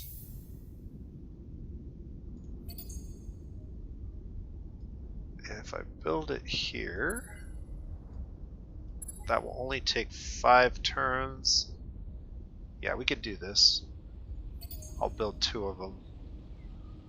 And we'll use influence to buy out one of them. We have 9 turns. We can definitely get this done.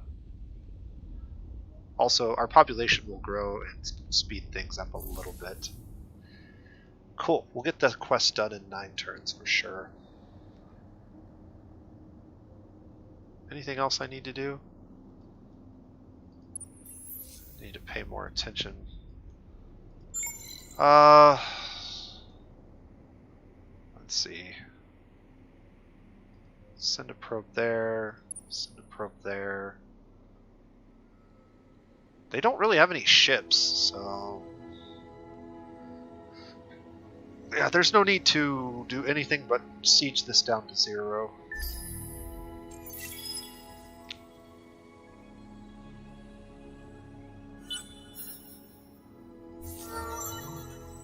Pirates.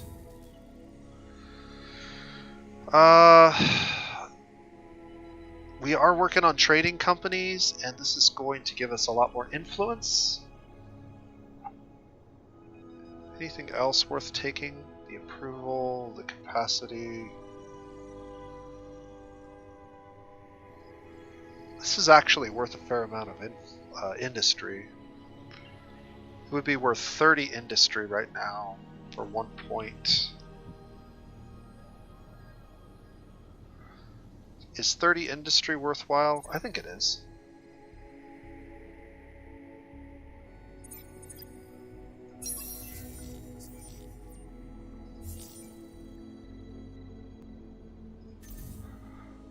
Let's take a look and see if it shaved a turn off of any of these. Yeah, that shaved 2 turns off of this, because this was going to be 9. I guess 1 turn. This was at 9, it should be at 8, but now it's at 7, so... we'll use our dust cache that we've been collecting to outfit those with the proper weapons once we get the ships built. This system should really have its population on this planet.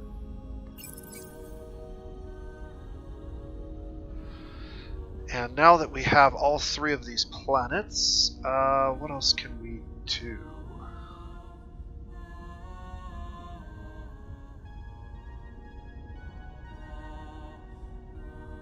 Approval is maxed out. Trading companies are available. Let's go ahead and get the rest of the food. This is going to be 20 food plus 10%, and then this is going to be just more food. This will help us fill this system up with population quickly. We don't have any cold worlds, but we do have a few sterile worlds. Or at least 1 sterile world, so this will eventually be worthwhile.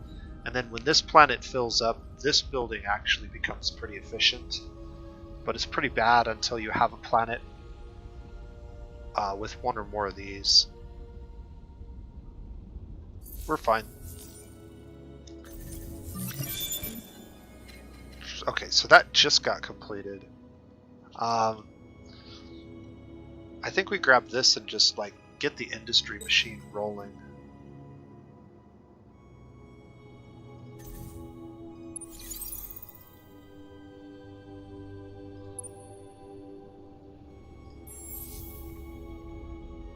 Alright, I need to build the trade company. I really want to finish this quest though.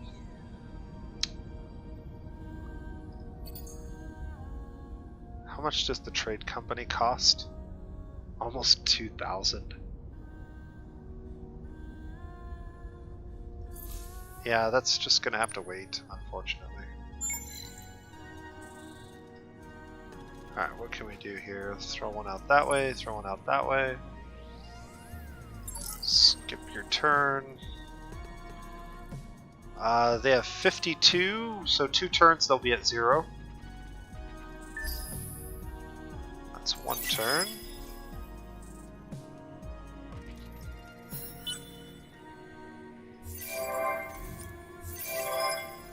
Alright.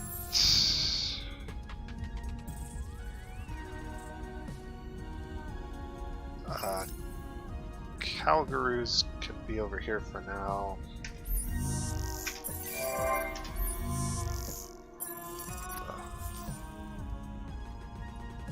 Okay.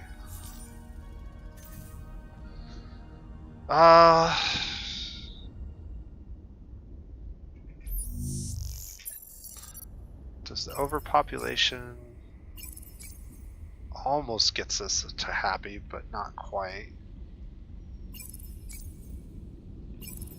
There we go. That gets us to ecstatic. That's what we want. So that's better. That getting spin projects over there was dumb. I don't remember why I did that.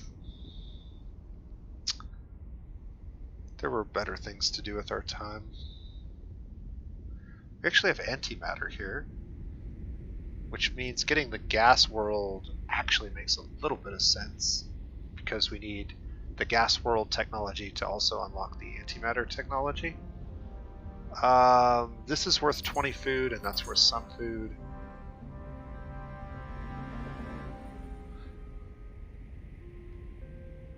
I'm not sure if this counts if you don't actually have the ability to mine the resource. But once this planet's filled up, this building becomes moderately efficient in increasing the industry of this system.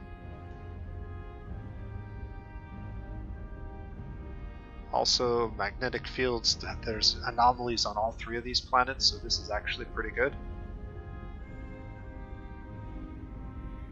I might even just throw that in the queue. Alright, Hidao needs to get some things done. That's going to be pretty valuable. And then, because we have a lot of population here, this is actually pretty reasonable. And then once again, we want to grab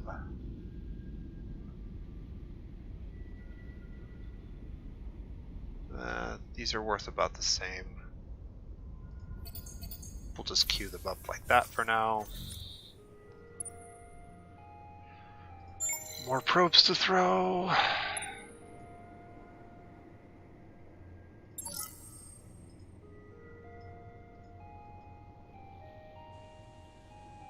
Alright, this should be the turn.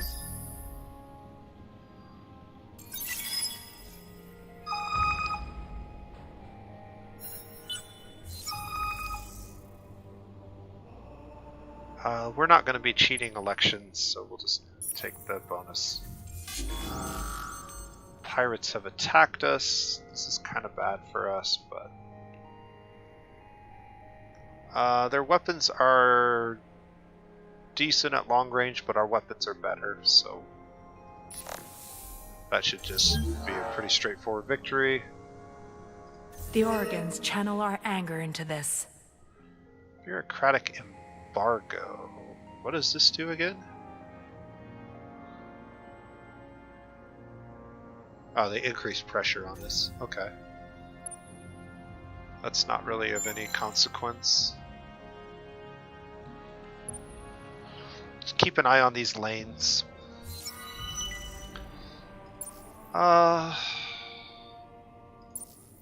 We'll just shut down the rain.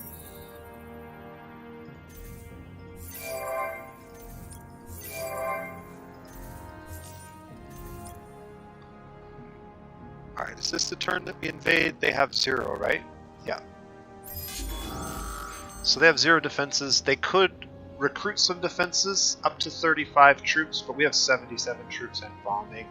So, plus they have to use the stampede tactic, so they don't even get that option. They just lose.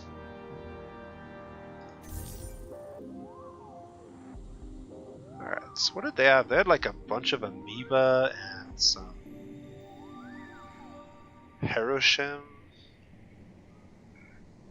We don't really want any of these in our empire anyways. So yeah, we're going to raise this to the ground. The system will be turned into a ruined wasteland. With 9 population though, it's probably a pretty well built system, right?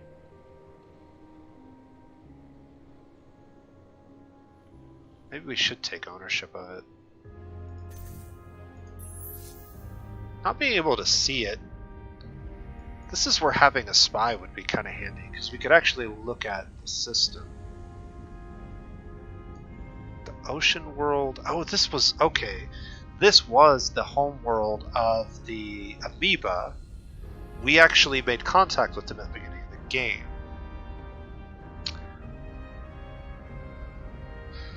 The problem is there's no resources on this system, and there's a bunch of negative anomalies and a bunch of planets that are kind of crappy. Yeah, I think we just raised it to the ground. Alright, so Orm has been turned into a ruined wasteland and will lose population and buildings over time. You cannot colonize it until this process is over, but any other empire can take it. Systems lose 1 population and 1 building. Okay, so it'll take quite a few turns for this system to die. How is our hack? Our hack is 4 turns away from Fad. We should go ahead and move over here next turn and start sieging this system down. And then we can probably do the same thing. These ships will eventually be able to come back and capture this if it doesn't get destroyed before they can make it back. But they have really crappy movement of 3, so they're not likely to get that done. And in the meantime, I could move my scout that way,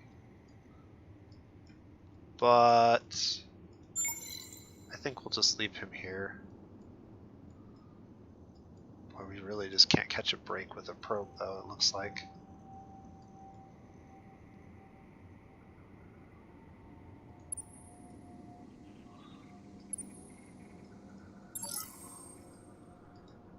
Alright.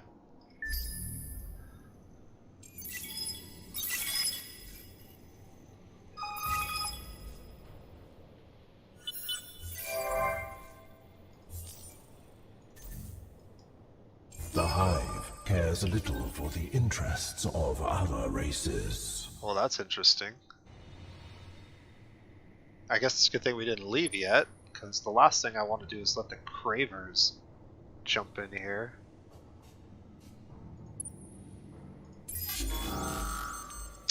This should be no problem to get rid of their scout ship.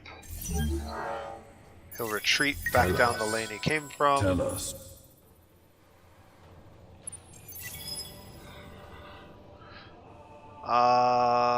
I don't really care. Heidel's been compromised. They're sending hacking at us, which is kind of annoying. How many turns? 5 turns until this is completely destroyed. I don't remember seeing his ship, so I'm curious how he got there.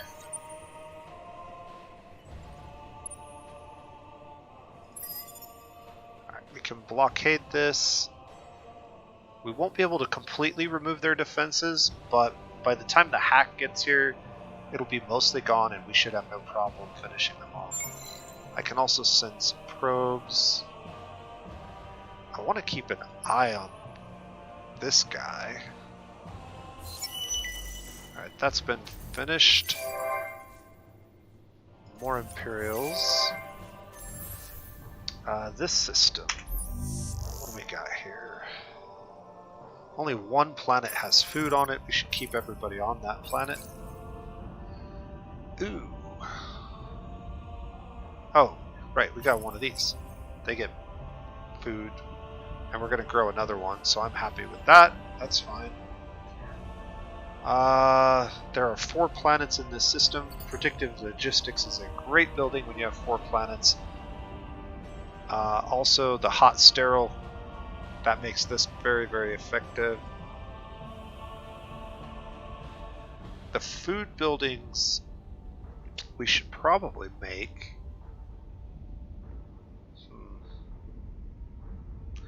The population isn't quite large enough to really benefit from these, and we do have the vases coming in, so that does give us 10 food. We also have a fair amount of population on the planet with this, so that's actually not bad. That's like 12 more industry.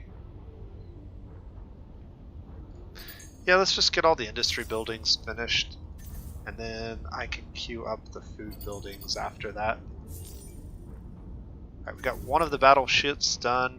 We have 5 turns to get 2 of these. We have 1 of them done.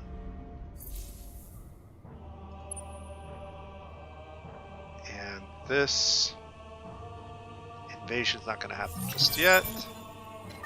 We have to pick a new technology. I kind of want to get antimatter and gas giants. This also provides more mining potential.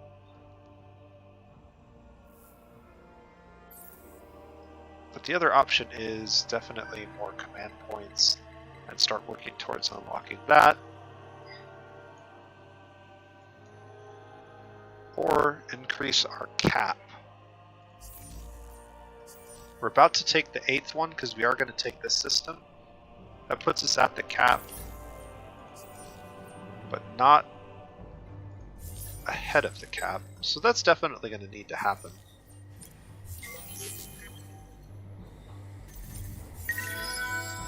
Alright, that's coming up. I'm not too concerned about that. Anything else? I think we're good. 4 turns until that's completed. This ship possessed 2 ships with 316 offensive power. So actually we didn't have to build them with that much offensive power. We could have just built them without any weapons and then just upgraded them with money.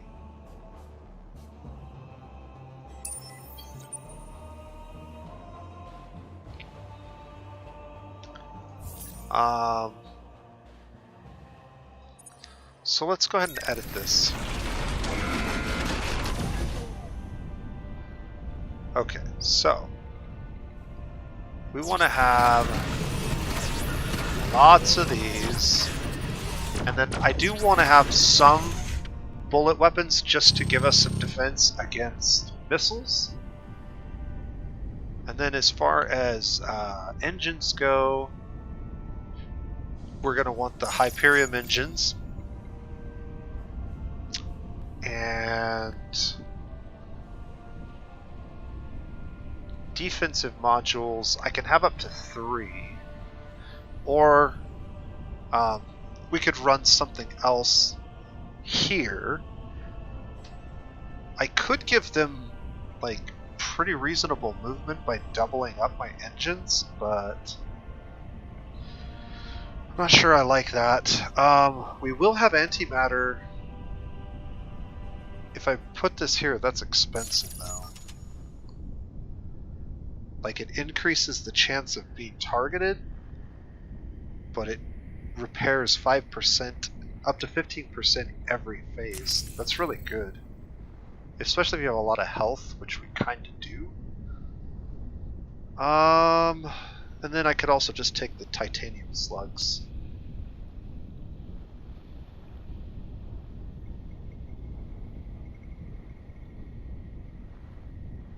Kinetic enhancer doesn't really help us that much.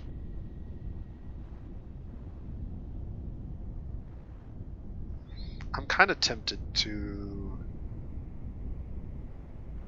just give them like more hull plating or something.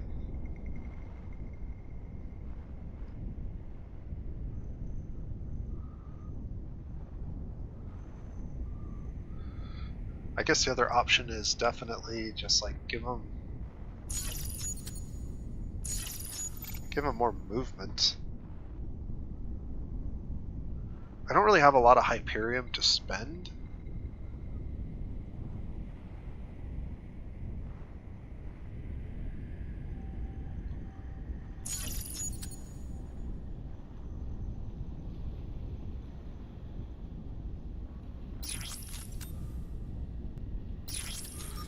Some shields and some hull plating. That's pretty decent defenses.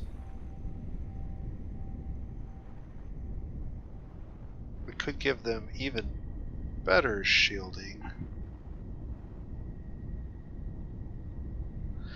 The thing that's going to be most dangerous to this ship is actually going to be missile fire.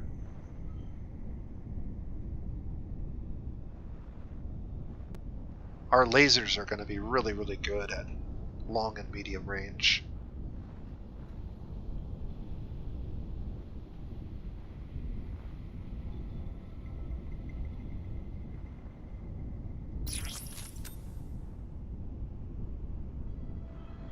This would provide a pretty good defense against both weapons at medium range.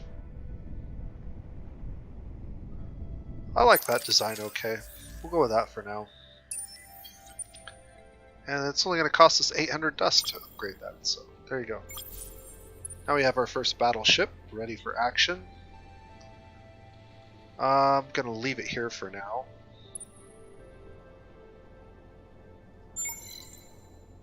Patrol ship.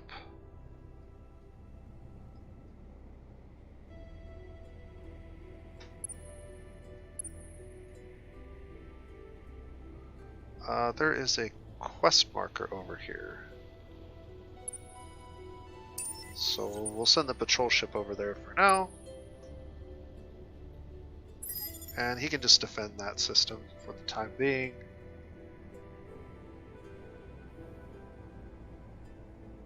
Why isn't this depleting? We are... I'm pretty sure I ended a turn, but maybe I keep getting interrupted. That should go down.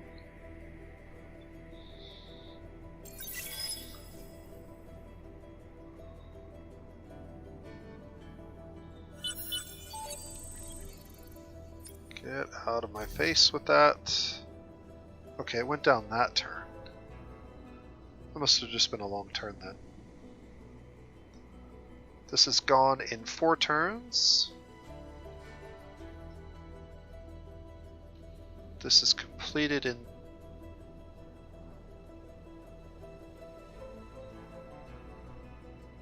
3 turns, but I can actually buy it out.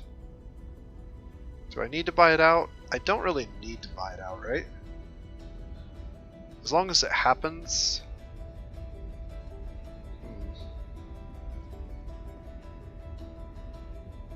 We're kind of like delaying everything just to get this quest done. So I am going to go ahead and buy it out. And we are going to go ahead and get predictive logistics in the queue right here. Get things rolling.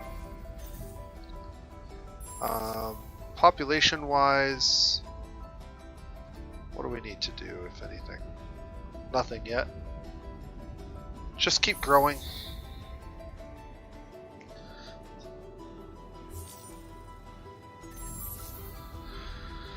Alright, so this system could definitely use the supermarket. That will put us above... not quite. not quite.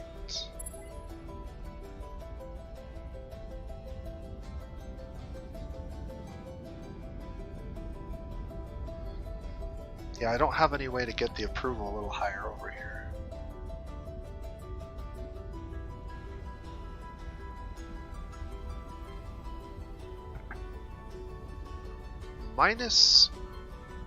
-3 for not leading political parties and systems.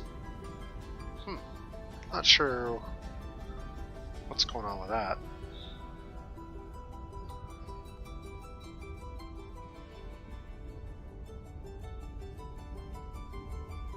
There's no luxury resources over here, so this is pretty worthless building. This just gives a marginal amount of food. This gives a very minor amount of...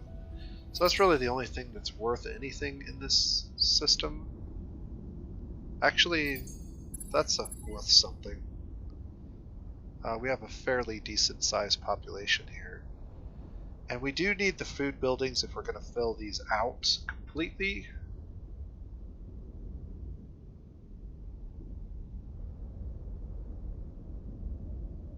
So I guess we'll grab those 2 buildings for now. The extra approval will be nice eventually, so I'll just queue it up. We won't need it right away, but... Alright. Anything else this turn? That should be done in 2.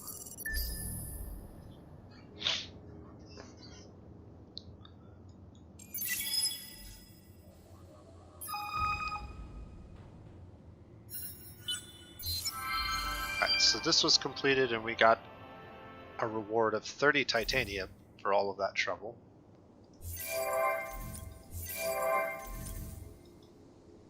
Okay, good. Nobody's heading down this lane.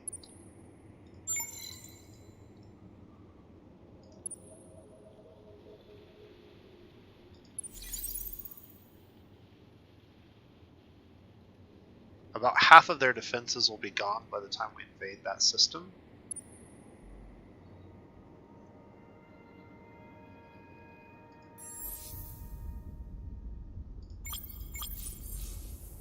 Upgrade. We can combine these into a single fleet. And notice they each take 3 command points, so having a larger command point capacity is going to be important. These ships probably need to start heading this direction.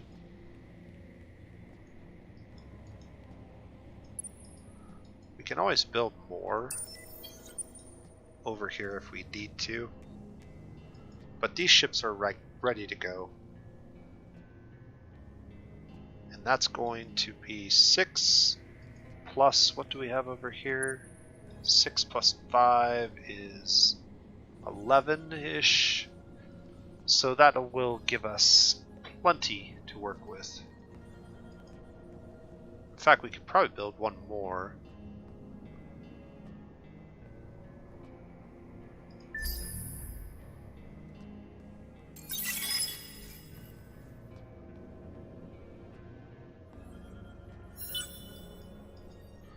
Alright, and this is the turn that will end this, because this should basically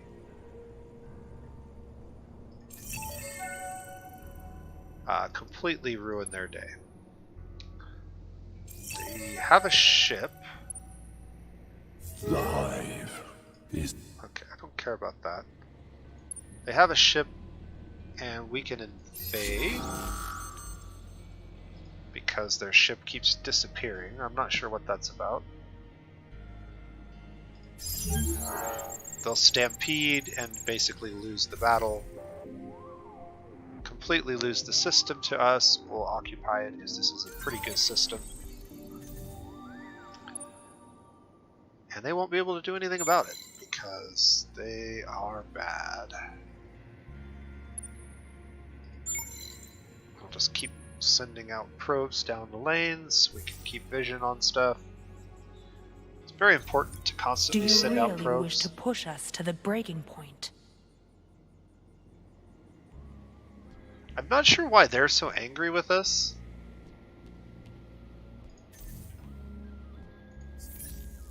We survived the Hungry Shadows. We will survive this. I kind of want to just close borders with them. I am called the first of my bloodline. You may be the last of yours. I don't really want them messing with us right now. I still don't even know where they're at, but they have a large fleet here. And the Vultures tend to get cozy with the pirates at times. That is something that can happen. Alright. I think this is actually a good place to wrap this up. We're 2 hours in. I'm one turn away from turn 60. Maybe we'll finish it to turn 60. That seems like a good round number to end it on, right? Alright, we can launch a couple probes. Get one out there, get one out there, maybe get lucky and get a hit. This ship can continue moving.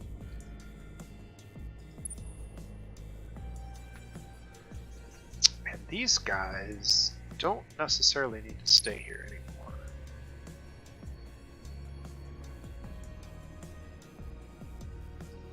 But we could also fight the pirates that are just sitting here.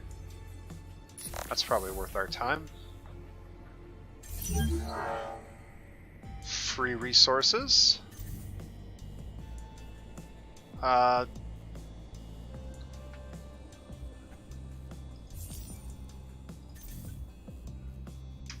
need to do another hack.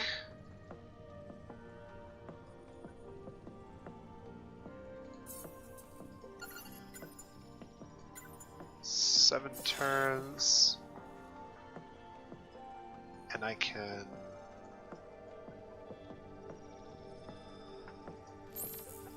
cancel that and run encryption on FAD maybe? These systems should be pretty safe from most hacking events. Alright. Don't really have much else for this fleet to do. Technology screen.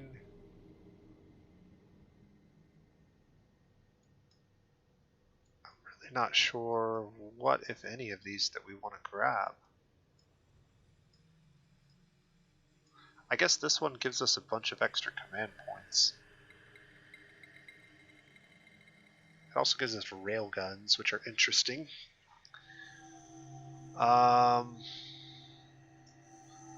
The other option is to grab improved plating and cloaking,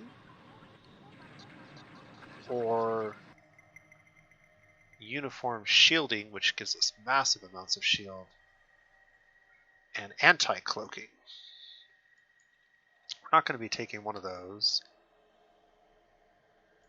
I think we go like that one, and that one. That probably makes the most sense.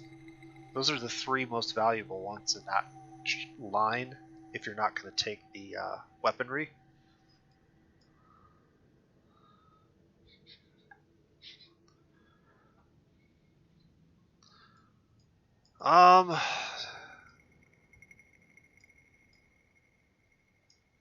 The other thing we could take is behemoth blueprints, because we haven't built a behemoth yet, but I'm not super thrilled with the idea of building behemoths right now. There's too many other things that are kind of important.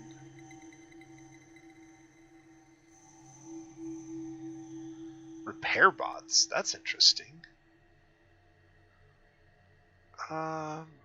Reload shielding each phase.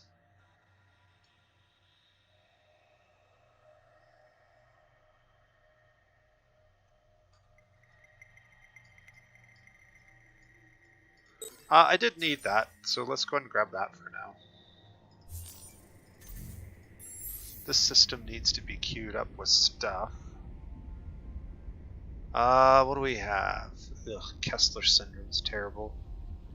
I definitely want to get on this planet, so we're collecting both Redsing and Hyperion, so that can happen pretty quickly. That needs to get done. How many planets do I have currently? Just one?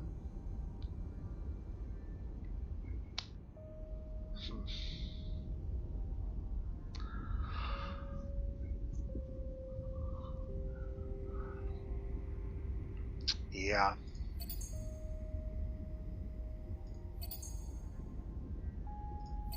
Get the basic buildings built here.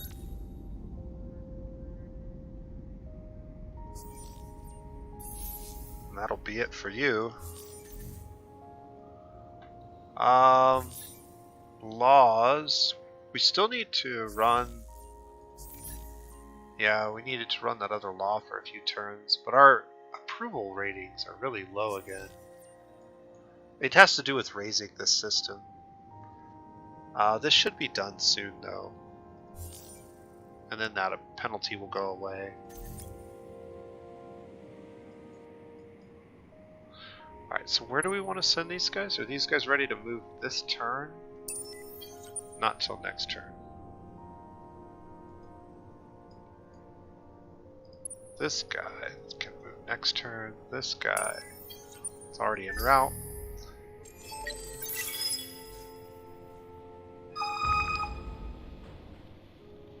Alright, so we're getting a little bit of a late start in terms of our... what should we call it? We're getting a little bit of a late start in terms of our trade routes. I would like to get trade routes started a lot earlier. But we had a bit of a rough start to begin with. I am going to keep pushing into military every time we have an option The to do so. Oregons channel our anger into this. Alright, so they just declare war on us. Do you really wish to push us? That's finally done. Lots of people getting born all over the Empire. We should take a look at these. Can I get my approval high enough by moving population? No. Alright. So what do we want to build here? We have 3 systems, epigenetic crops, 1 planet with, so that's worth 60 industry per turn, so that's probably worthwhile.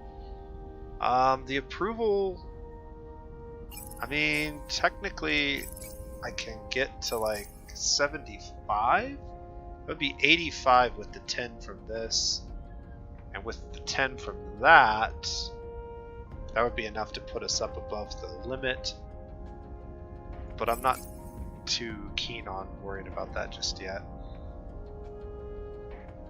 Alright, so let's just kind of cycle through all of our systems here and see if anything needs to change. I think this one's good. One thing that we could do here is, this would actually be pretty beneficial. Extra influence per turn on a high population planet like that.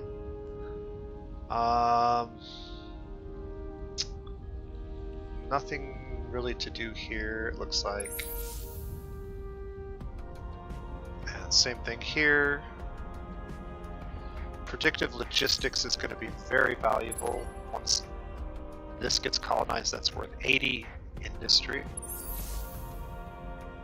That's fine. This system, we're building an Imperial. We probably want, yeah, everybody on this planet for now. So there's nothing really else to do here. This looks fine. This planet can probably grab spin projects as well.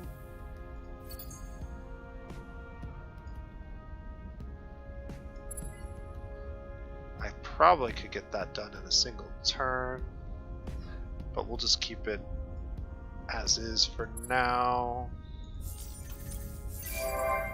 Things are going to start moving very quickly once we get these industry buildings built. We actually are grabbing adamantium at a pretty reasonable clip, so maybe it's time to look for some things that we can build from adamantium.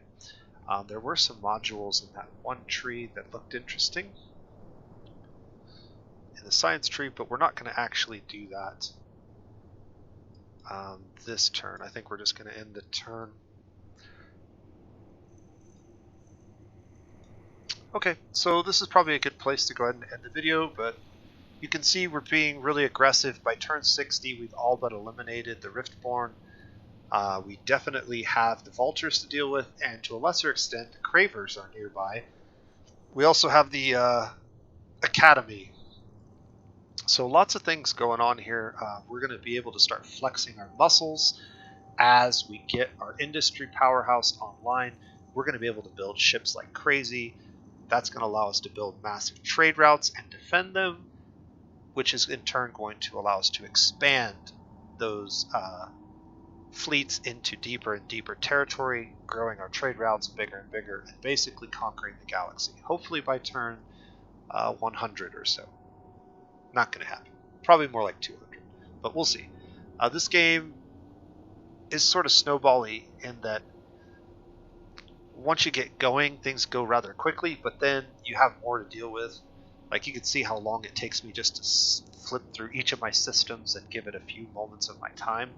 And so the game kind of turns into a slog, even though things are moving quickly. So that's just the way of Endless Space. But we should have no problems finishing this off, and hopefully we've demonstrated what it looks like in the early game if you want to focus on military, even when you have what I would consider a fairly rough start.